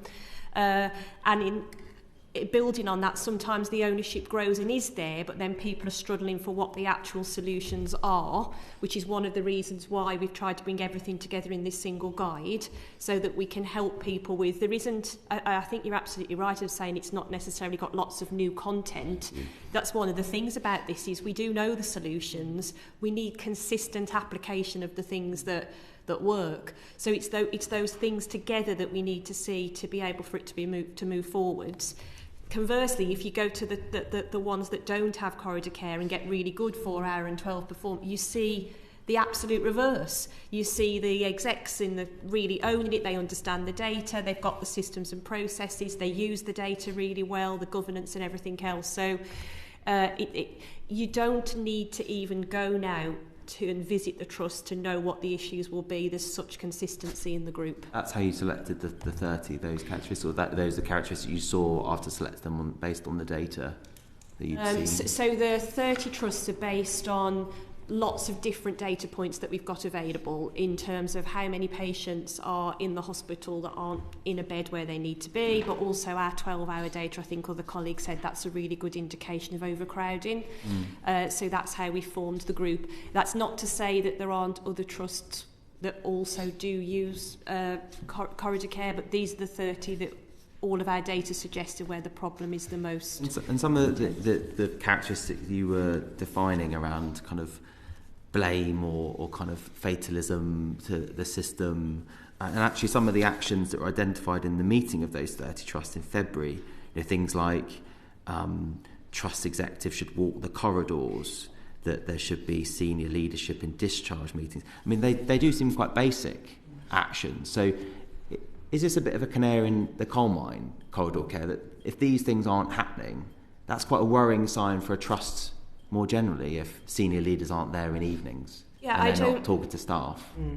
Yes, when I say blame, I think what we don't see is the right ownership of the problems. I'm not necessarily saying that leadership teams are blaming others, they're just not owning the part, that they're part of it. I agree with lots of points that the panel made at the beginning. We've got some very large organisations now, multi-sites, multi-A&E departments and so on. there are definite issues in terms of people being in amongst the problem, standing in the problem, talking to patients, talking to staff. The RCM before talked about accountability and leadership being key. I think you've touched upon that as well. So after this issue is vitally important, but again, back to if this is a wider systemic issue with trusts and management and leadership and performance,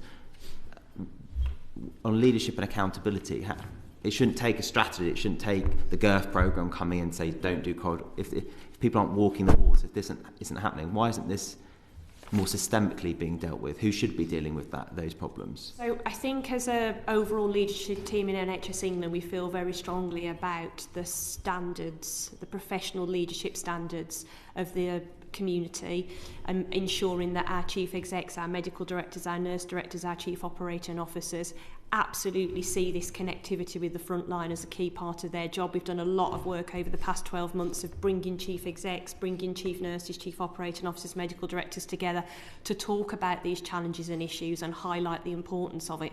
Part of this the event that we did was reconnecting those people again with the power of what maybe sometimes they don't see the difference that it makes to staff, but when they come together and we show the difference that can make, it just re-inspires them to go back out and really do that. So I sat with many of those board, there were chairs as well as executives that were at that board, and they were like, we are going to go again on this. We were doing this and we were doing that, but we're going to go harder. We're going to put a rota in that says someone's always going to be there on a Friday night or whatever it is. So I am confident that our leadership teams are owning it, but it's part of our responsibility nationally to set the expectations and the standards for what we expect from our leaders. Yeah. In terms of what the support will look like in practice for the 30 trusts, is it, I don't know, Professor Briggs, if you want to elaborate on this, but is it kind of purely advice and kind of sharing of knowledge? If identification of resourcing-based issues or capital investment issues come up, or wider systemic interrelationships with parts of the system come up, what's the practical support look like? So first of all, the problem that I've seen from the 30 trusts that we've worked with over the winter is engagement and getting all the clinical buy-in and getting everybody owning the problem. I go back to that. If we can get everybody owning the problem, pulling through from the ED, then we're going to make a really, really big impact. What I've done is visited these trusts, had the conversations with the chief medical officers and the CEO and all the team, asked them what help they needed, and the programme we're able to offer support to these trusts to help them embed these changes they need to do from the front to the back end. But as was said earlier, to get this sorted completely, we've got to go right to the front end, to GP land in primary care. We've got to make sure the ambulance services are all doing the same thing, and we got conversations with those. It was brought up about mental health, and we're already looking at that piece, looking at those patients where they're deteriorating in the community, where they need an emergency response. What happens to them when they come to the ED? You talked before to the previous questions about these being very much focused on the trust, the plans, and owned by the trust. But you're talking now around the identification of the broader systemic issues, relationships with primary care, mental health. We heard that in the previous panel, the kind of backdoor, needs fixing the backdoor to social care and primary care. So in that context, how can both things be true, that these will be kind of trust specific and owned by the trust and the actions respond, but also in a sense they're interrelated with other parts of the system? Is that not a challenge with? Well, so I believe that if we get the flow right as per our document and what we're working with the trust, we're going to make a big impact. But if we're going to make this sustainable for the medium to long term, we've got to involve the ambulance trusts, and we're already having conversations with those trusts on behalf or with the trusts.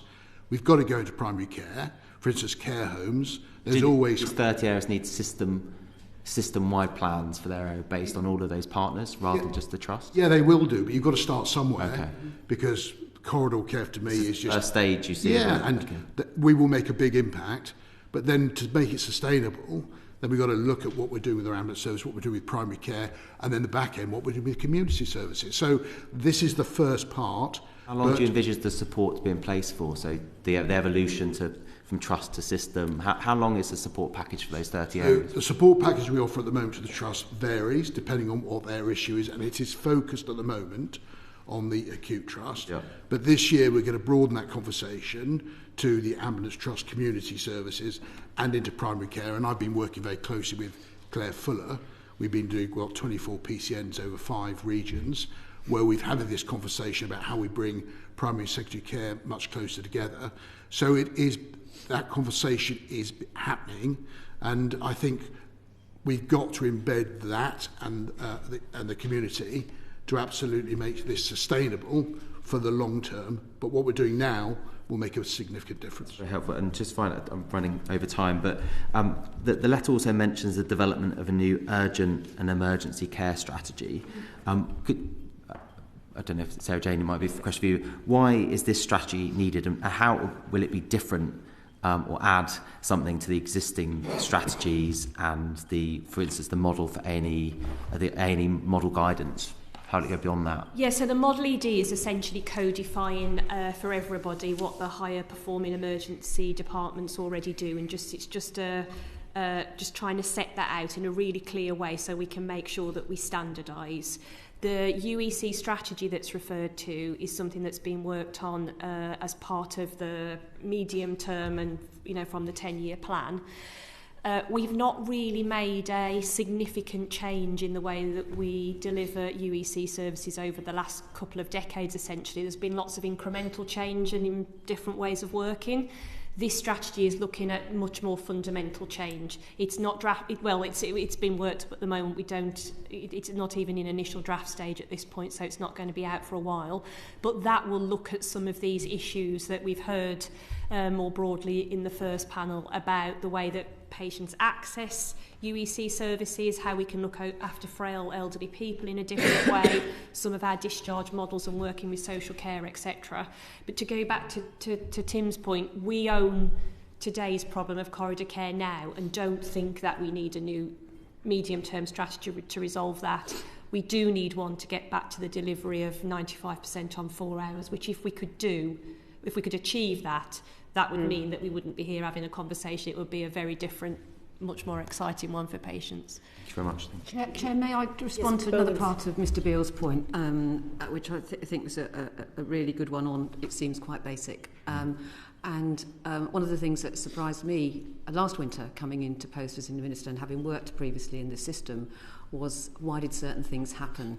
And I think we can't underestimate what's sometimes called muscle memory loss about how to do things right. And I have been impressed with both Sarah Jane's and the leadership and Julian Redhead's and Tim's going round to these trusts to see what happens. It is an issue of clinical leadership and managerial leadership, and I'm a strong supporter of managers being able to do this, and recognising what should be pretty basic and is known but doesn't happen. Now, COVID does have a lot to do with that, and turnover and so on, so supporting the system to do that, holding it accountable and holding managers accountable, but of course, good leadership management does walk the floor.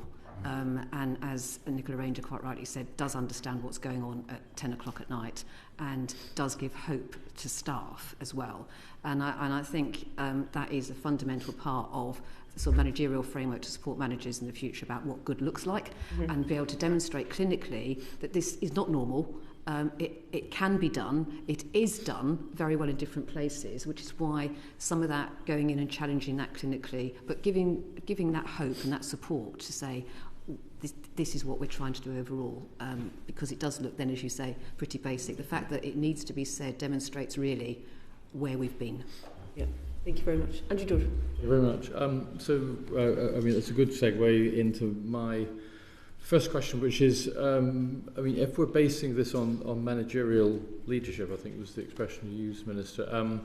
I mean, Dr. Higginson earlier was referring to the impact of the stresses and pressures on staff in the earlier session, and that 90% of senior doctors are saying that the system is unsustainable in the long term, and the impact of that stress on them, and indeed Professor Ranger as well, as far as the impact on nurses. I mean, if we're looking at culture and managerial leadership and so on, we're not talking enough to staff, are we? I mean, to what extent is managerial leadership actually consulting staff, hearing what's going on the front line, and seeking advice from them rather than bringing wisdom from down on high? Well, I think it might be a good point to bring in what we do there. Yes, indeed. I mean, from my point of view, I think that is right, and the framework to support managers and bring forward, as we have a commitment to the leadership college around that, I do think is really important around that. But the here and now is absolutely, I think, what people are doing, what the team at NHS England is doing, is having leaders, clinical leaders, talking to other clinical leaders about what can be done and owning, as I said, this problem. Owning at a board level, that is true across the piece in terms of bringing the waiting list down, financial balance, getting that accountability back to board level to do the job, particularly across chief executive officers, chief operating officers, the chief medical officer, and chief nursing, to get that quality right and the safety right, as we've also heard in the last session, and own that at board level. That's very much what we're trying to do. But I think the example of when it's been done is a really good opportunity to hear from that. Yes. You're obviously doing it right, so how do you do that?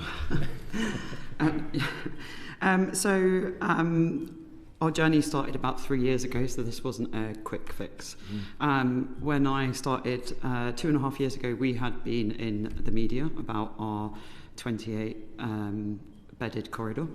We were 120th in the country for our 4-hour performance. I had 120 surge beds, and they were patients that were in gyms as described, and everything that has been described was us. We had a disempowered workforce that had normalised this behaviour, and I don't think that they could see how to get out of it. One of the real things that they're great at is working in a crisis, and that's what a corridor is managing a crisis. What we started to do was myself and my deputy medical director, because this needs to be both together, we worked for a month in our ED department, and that was every day. And we worked alongside all of our clinicians, and we shared the risk. And that's one of the things that's happened since COVID, is we've become almost paralysed by risk. We've become paralysed by how do we order an MRI scan and what blood test, and we've kind of lost our ability to assess patients from head to toe, looking at them and really think about that patient's journey and where is the best place for them. And so we did that with them, and what we saw quite quickly in 4 weeks was an empowered workforce that knew we were all in this together. We had to make it a whole hospital programme, so that meant that medicine, surgery, everybody was coming into that ED department and owning it. Any one day, so I've got about 650 beds. Any one day I could have 50 patients who are waiting delayed, but I've got 600 patients that I can get out of that hospital, and that's what we focused on, is the other 600 patients. We made flow our priority, but actually we made values our priority, and culture and leadership and standing in that environment on their worst days was what helped us to change a direction for an organisation. Yes, data is really important. Data on its own didn't help us. We had to do the culture and leadership thing first. But then came the data, then came the operational excellence, and an exec team that do not accept corridor care as a standard in our organisation. So you say that sharing the risk across the hospital, that's certainly something which we were learning from the first panel. So are you saying that admission into the hospital itself is now much smoother because beds are now available, because there is that sense of shared risk? And what does that mean to say that the corridor patient is now in the corridor or on the ward, or does it mean that you're actually managing the discharge from the hospital and there are beds available? Both. If you visited our ED department on Friday, I had a half-empty ED department and we were at 95%. We are managing outside. We are doing neighbourhood health. We are doing virtual hospital. I could tell you 100 things that we're doing. We work as a system. Our community partners work with us. Our mental health partners work with us. We are owning it as one rest together. Right. And we have to fix everything. You have to do weekend discharges. You have to do the back door and the front door. I mean, when Dr. Higginson also mentioned that his one aim is to ensure that there are sufficient beds within the hospital, and that is the block that creates the stress of corridor care, etc. I recollect having big arguments in this place some nearly 20 years ago. The NHS Confederation publishing a document called Why We Need Fewer Hospital Beds. Whether any of you remember that. But, I mean, yes. it wasn't entitled How We Can Arrange the NHS So We Need Fewer Hospital Beds, which would have been an entirely different dynamic. Because what actually happened with the culture within the NHS after that was that there was a pressurised cut in beds without necessarily a concomitant improvement in primary care. And I mean, I just wondered to what extent that issue of bed management, I think it's a question for you, Minister, to what extent that question of bed management and bed capacity needs to be looked at again, because across the majority of hospitals, they're operating on north of 95% bed occupancy and a system under extreme stress. I mean, emergency departments can't operate in those circumstances, can they? Lovely question for me. Thank you for that.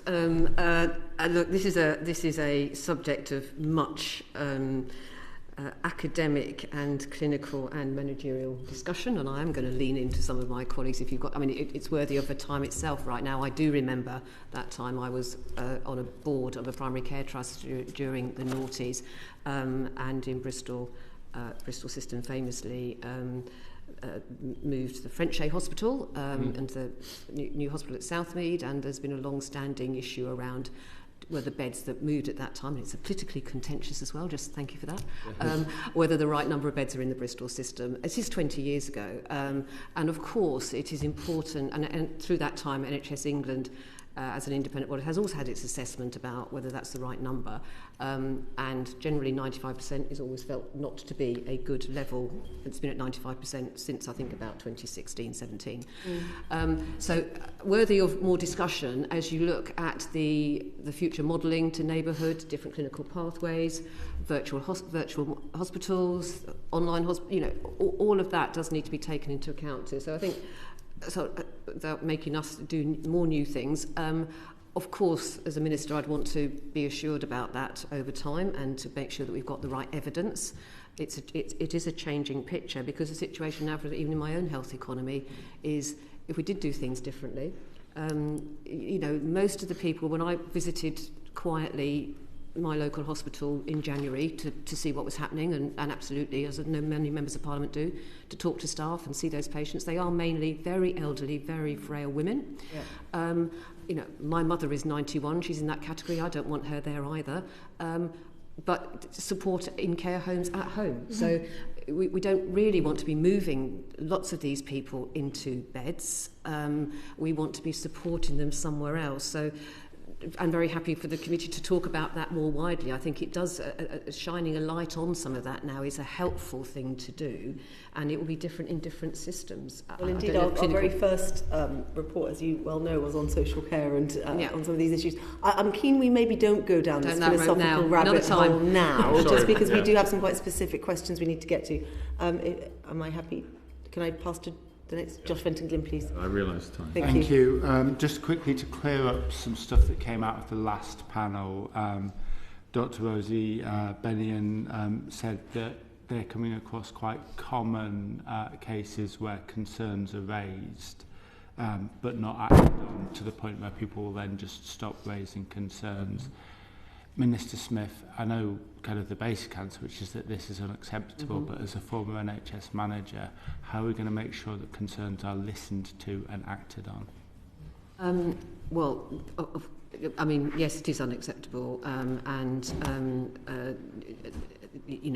a lot of that, as we know, is around culture and making sure that that people can and do that, but also then bringing the solutions and making, I think, part of staff. And again, that is a leadership issue locally about bringing those key staff, those clinical staff, into solving the problem.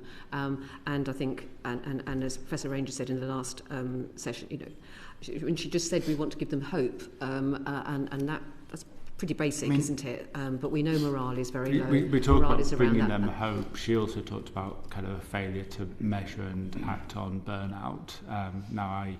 My background in the GMC, we used to do the National Training Survey, which gave us burnout stats kind of by specialty, and obviously emergency medicine was always really high. Is that something that this government's going to act on? Yes, and again, without leading us down other paths, we're very happy to come back and talk around that. Things like staff standards, things like where I was this morning, developing the workforce plan, recognising that getting the right people in the right place, why GIRFT is so important. That does help. That does help with that. And we were very clear as a government coming in and maintain so that morale and staff and that feeling of being broken, working under that pressure, is as bad for patients and it's bad for staff. So very clearly and keen to work, as I said earlier, on things like the Leadership College, another framework for supporting staff to get it right, to get that memory loss back into the system. And I don't know if clinical colleagues want to add anything to that. But I'll bring us back to corridor care because I've only got 10 minutes. It's particularly higher risk for older and frail patients and those with mental health issues. What alternative provision can be made for the patients outside of emergency departments? Are we able to provide adequate care for those groups kind of in emergency settings? I think it's Sarah Jane. I'm happy to make a start. I mean, I think this is the fundamental question to this whole thing, really, and the one about have we got enough beds. It depends how we want to look after our frail older people. And I don't think we want to look after them by sending a 999 ambulance, having them in an emergency department, etc. And I think we're at the footholds of making a transition into a different model for frailty, and that's one of the things that we need to accelerate if we're going to get this right. Is that virtual wards? So it's lots of things. It's first of all identifying who those patients are so that they can be looked after, primary care and essentially case managed. We know people have a frailty score. We know who the people are that need that care, and that they've then got a team of people looking after them, multidisciplinary, that's making sure we stay ahead of issues and problems, medication reviews, all those kind of things. If they then deteriorate and become unwell in the community, the first response should be for people that know them and know their care, that can keep them at home or in the nursing home with an additional level of support, virtual ward, as Kelly alluded to. And if they do need to come to hospital, they come into a frailty unit that's got expertise in frailty, that just treats the thing that's the matter with them in the here and now and gets them turned around and out as soon as we possibly can. We know if patients get admitted, the frail older patients get admitted, the length of stay starts creeping and creeping. It can frequently then be the ones that are subject to a discharge delay. Actually, some of our most delayed patients for discharge should never really have been admitted in the first place. Yeah. And this is the group of patients that I think we don't serve well. They're a lot of the drivers of the issues, and they're not getting a huge medical benefit from the stay in hospital. And that's where the resource that could go on building 10,000 beds to look after them would be much better deployed in community and social care. Yeah, and I think fundamentally we're going to have to come back to a conversation about social care if we're going to properly solve corridor care. I've recently been doing some of my own research into clinical negligence, which you'll know is the second highest liability across government. Based on NHS resolution figures, the number of claims has risen 150% since 2006-07, so in the past 2 decades. Do you think kind of overcrowding in corridor care is a driver of that? Okay. So from my experience, and we've been doing a lot with litigation and NHS resolution, I think the total billing is 60 billion is on the government's books. The biggest driver of that is maternity in terms of the number one. We've seen reduction in litigation claims in a number of surgical specialties that we've been working with. I'm talking more specifically, so that's in emergency medicine. There's been 150% rise in claims. Right, so in terms of what that breakdown is, I can't tell you that today. Is that something you could write to us with? Yeah, you could look into it? That'd be great. So the NHS England guidance wants to see us avoiding corridor care, again, for those groups. With the current resources that we have, are we able to, and placed where they are we able to reduce corridor care or eliminate it for the high-risk groups? Again, I'm happy to go, and then Kelly, maybe you can support. I mean, the guidance is very clear that we shouldn't be putting the most vulnerable people in corridors, and however overcrowded we are, there are always choices that can be made about who goes where. And some of the very worst things I see on visits is when some of those choices have not been made appropriately.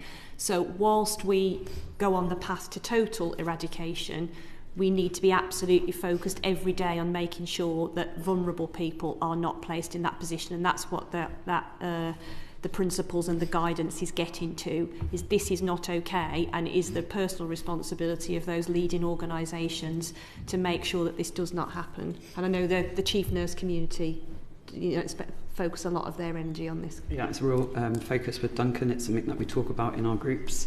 I think corridor care costs more money. So when I had a full corridor, I had to have 6 extra nurses, and we've reduced our bank and agency bill dramatically over the last 2 years.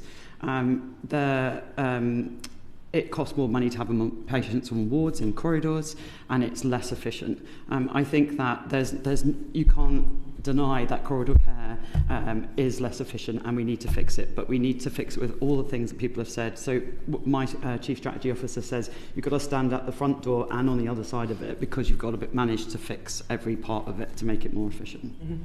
I think fundamentally, I will never forget my brother being in an A&E department in a corridor when he was in the late stage of his cancer treatment, and having to lean over the legs of another patient in order to talk to him and ask him what he needed. And fundamentally, to this whole conversation, we've got to remember that there are patients and their families who find these things deeply traumatic. I'll hand back to the chair. That never happened, and I'm very sorry that was an experience. We are very clear that patients with cancer or patients at the end of life should never be put in a corridor, and that is very unacceptable. I am very sorry. Thank you very much. Thank you very much, Chairman. And before I get to my questions, I need to draw members' attention to my entry in the Register of Members' Interest, and that I used to work for the Getting It Right First Time programme.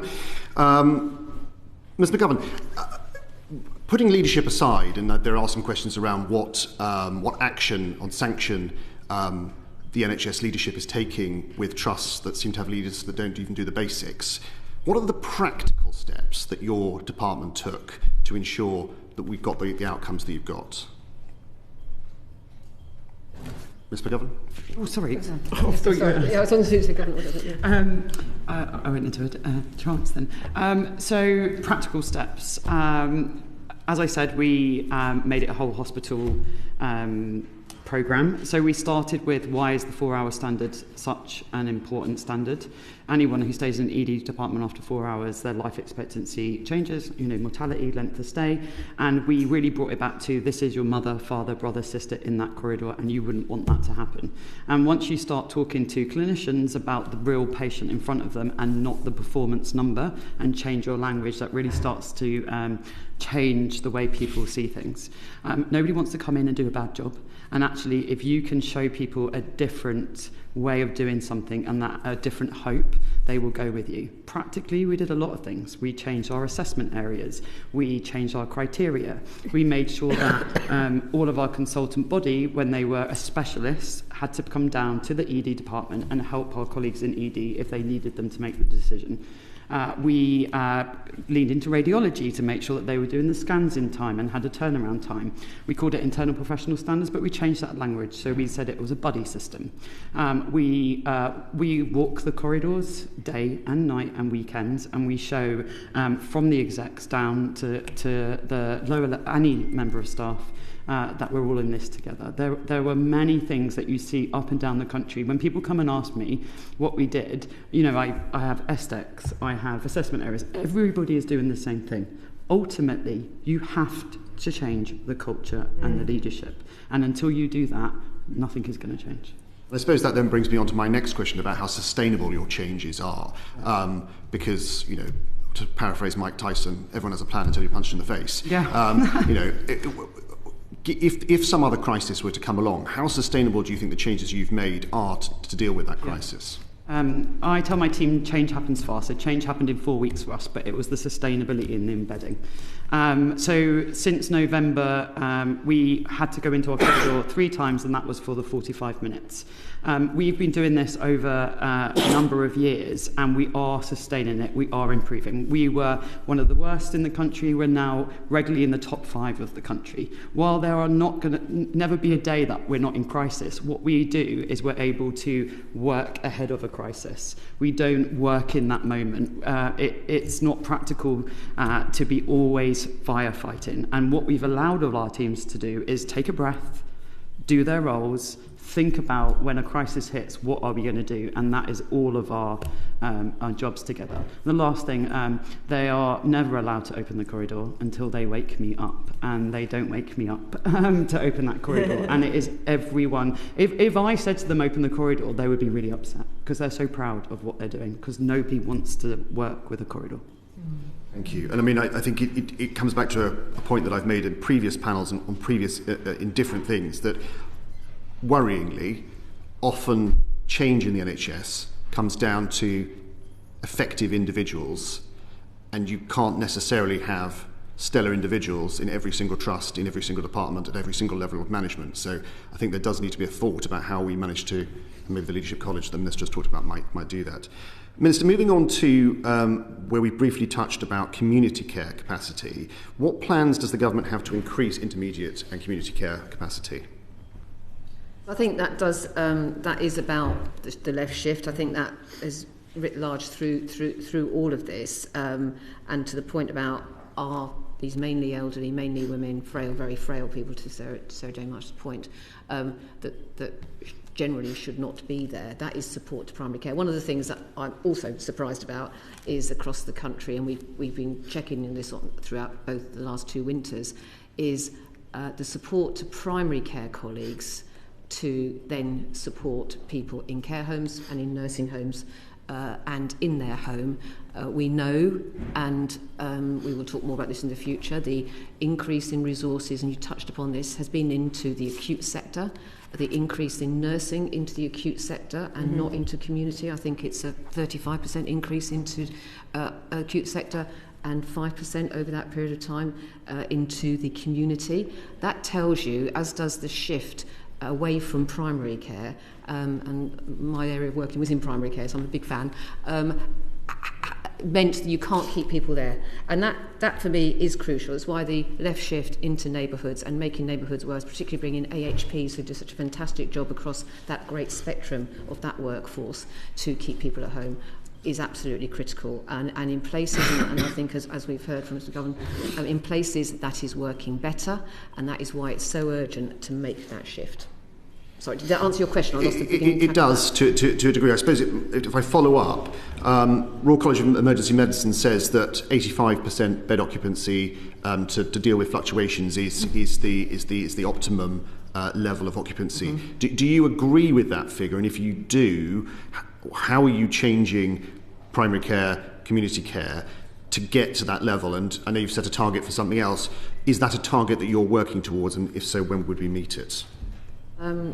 So I'm going to bring in my clinical colleagues here because I'm really unusual here in saying I'm not sure at the moment on that one.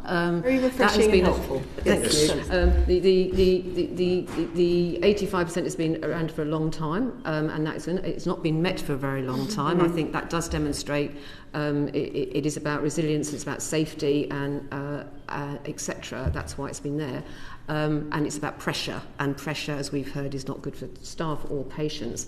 And in terms of if that's a helpful figure right now in a change system and as we're changing it, I think that probably is quite a live discussion, but I may have landed you in it, either Tim or Sarah. So there's no doubt, like in my operational background, if you're working at 85% occupancy, everything works, and therefore you can focus on other elements of transformation. I think based on where we are now, the figure that we use operationally in NHS England is 92%. If we go over 92%, that's when we start to see much greater issue of flow and etc. And so we monitor that through the National Operations Centre. And there are periods of time when that happens. But like I say, I think at the moment it's trying to get back to 92. If we could get back to 92, there's probably a further step beyond that. But 92 is the figure that we work to. So I suppose the question is whether it's 85 or 92.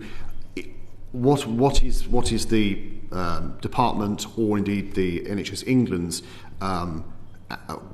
actions that it is taking to get? And I accept the stuff has to be done in the acute sector, but I'm really interested in what demonstrable difference is being made in the primary and community area to ensure that we do get to those points. So overall, I'd say, and I think it is an important discussion, overall, that is, as I've said, about reducing pressure. Pressure at that level, and I think has been well outlined. Nobody can continue to work and operate at that 95% plus in some places pressure. It's a good indicator, and it's not acceptable for staff. And as Mr. Fenton-Glynn said, it's an issue around burnout. So all of those things are known, and we absolutely accept that, and that's why Lord Darcy's report sort of balancing that and getting that all out there. And I know the Secretary of State was criticised for some of his comments, but I think it was important. It absolutely acknowledged that pressure, and we cannot run a system that hot. That is why it has to be remodelled. That is why we have to change where people are working and how they are working. Now, and it's absolutely right that the committee and others, and we will all face that, demonstrate the milestones into that movement. But this is why it is so important, with both GIRFT saying this is how it can be done, and it's done in certain places. I always say it is not the same everywhere.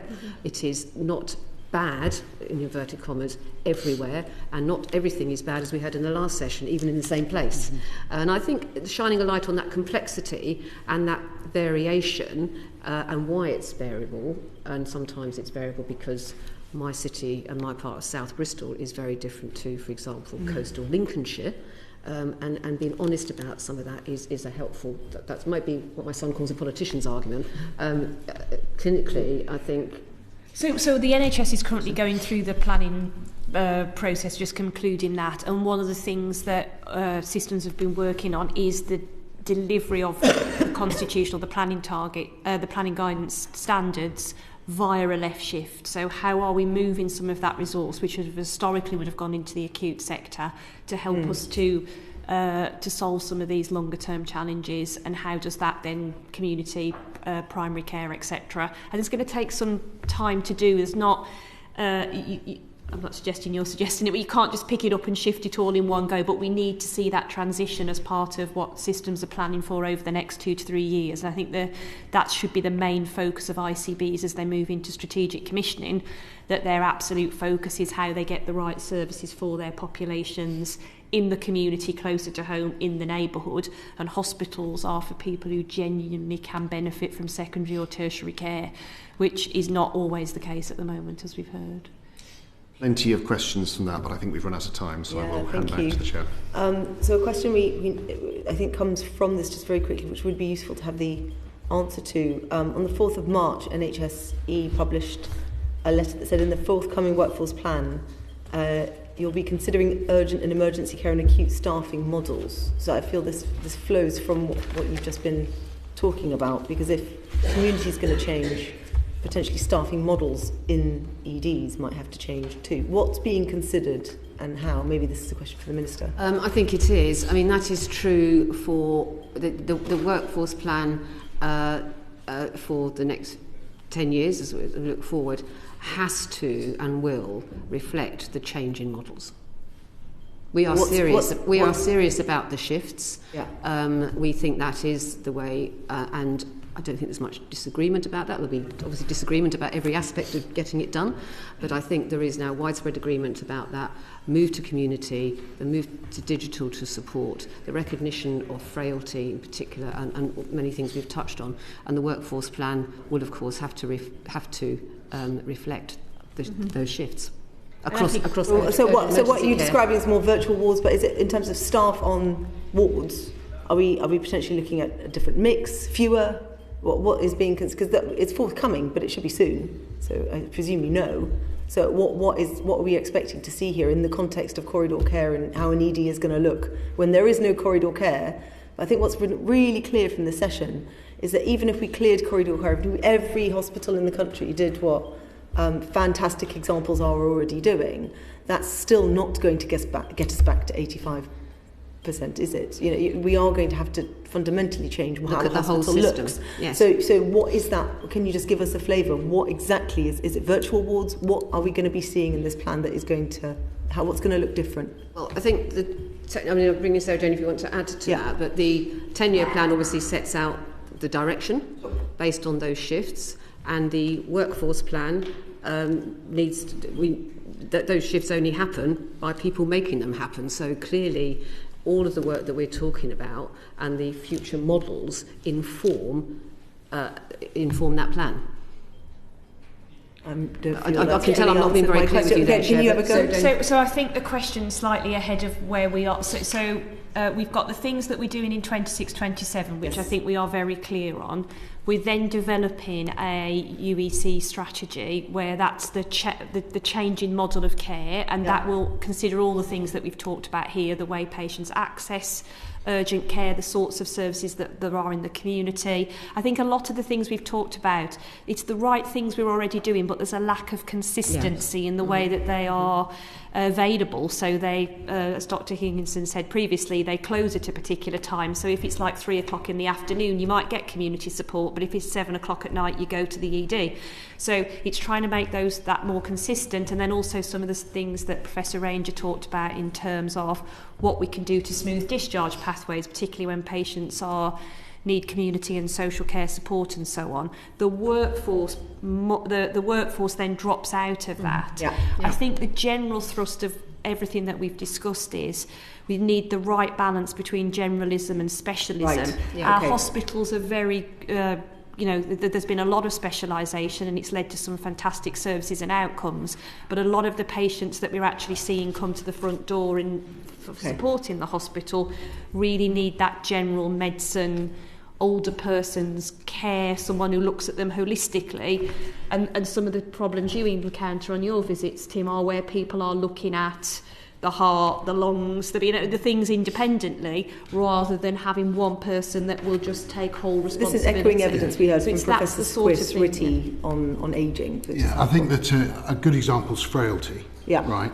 So how do we keep frailty patients, fit in the community, working with primary care in that? So we manage them there so they don't come through the ED, where we know that is not a good place for them to be, because again of the issues that we've got at the moment regarding corridor care, what have you. Then how do we use our community services, our virtual wards, what have you, and our frailty services, both in the community and in the trust, working together to maintain those patients and keeping them well outside. Another good example is mental health. What are we going to do about mental health in terms of when you've got a deteriorating patient? What are we going to do in the community that's going to bring all the services together, that's going to allow us to keep that patient in the community, which is where they should be, where they're known well? And then when you've got patients requiring an emergency response, how again are we going to manage those so they don't arrive at the ED, which is not the right place for them? But again, how do we work with the adult crisis and home team in the community to keep those patients in the place where they should be and where they could be they will be better managed? So I think this is all going to play out. And the workforce clearly will be cognizant around that to maintain that services, but the shift has got to be right. Okay. Thank you very much. We're out of time. Much appreciated. Order.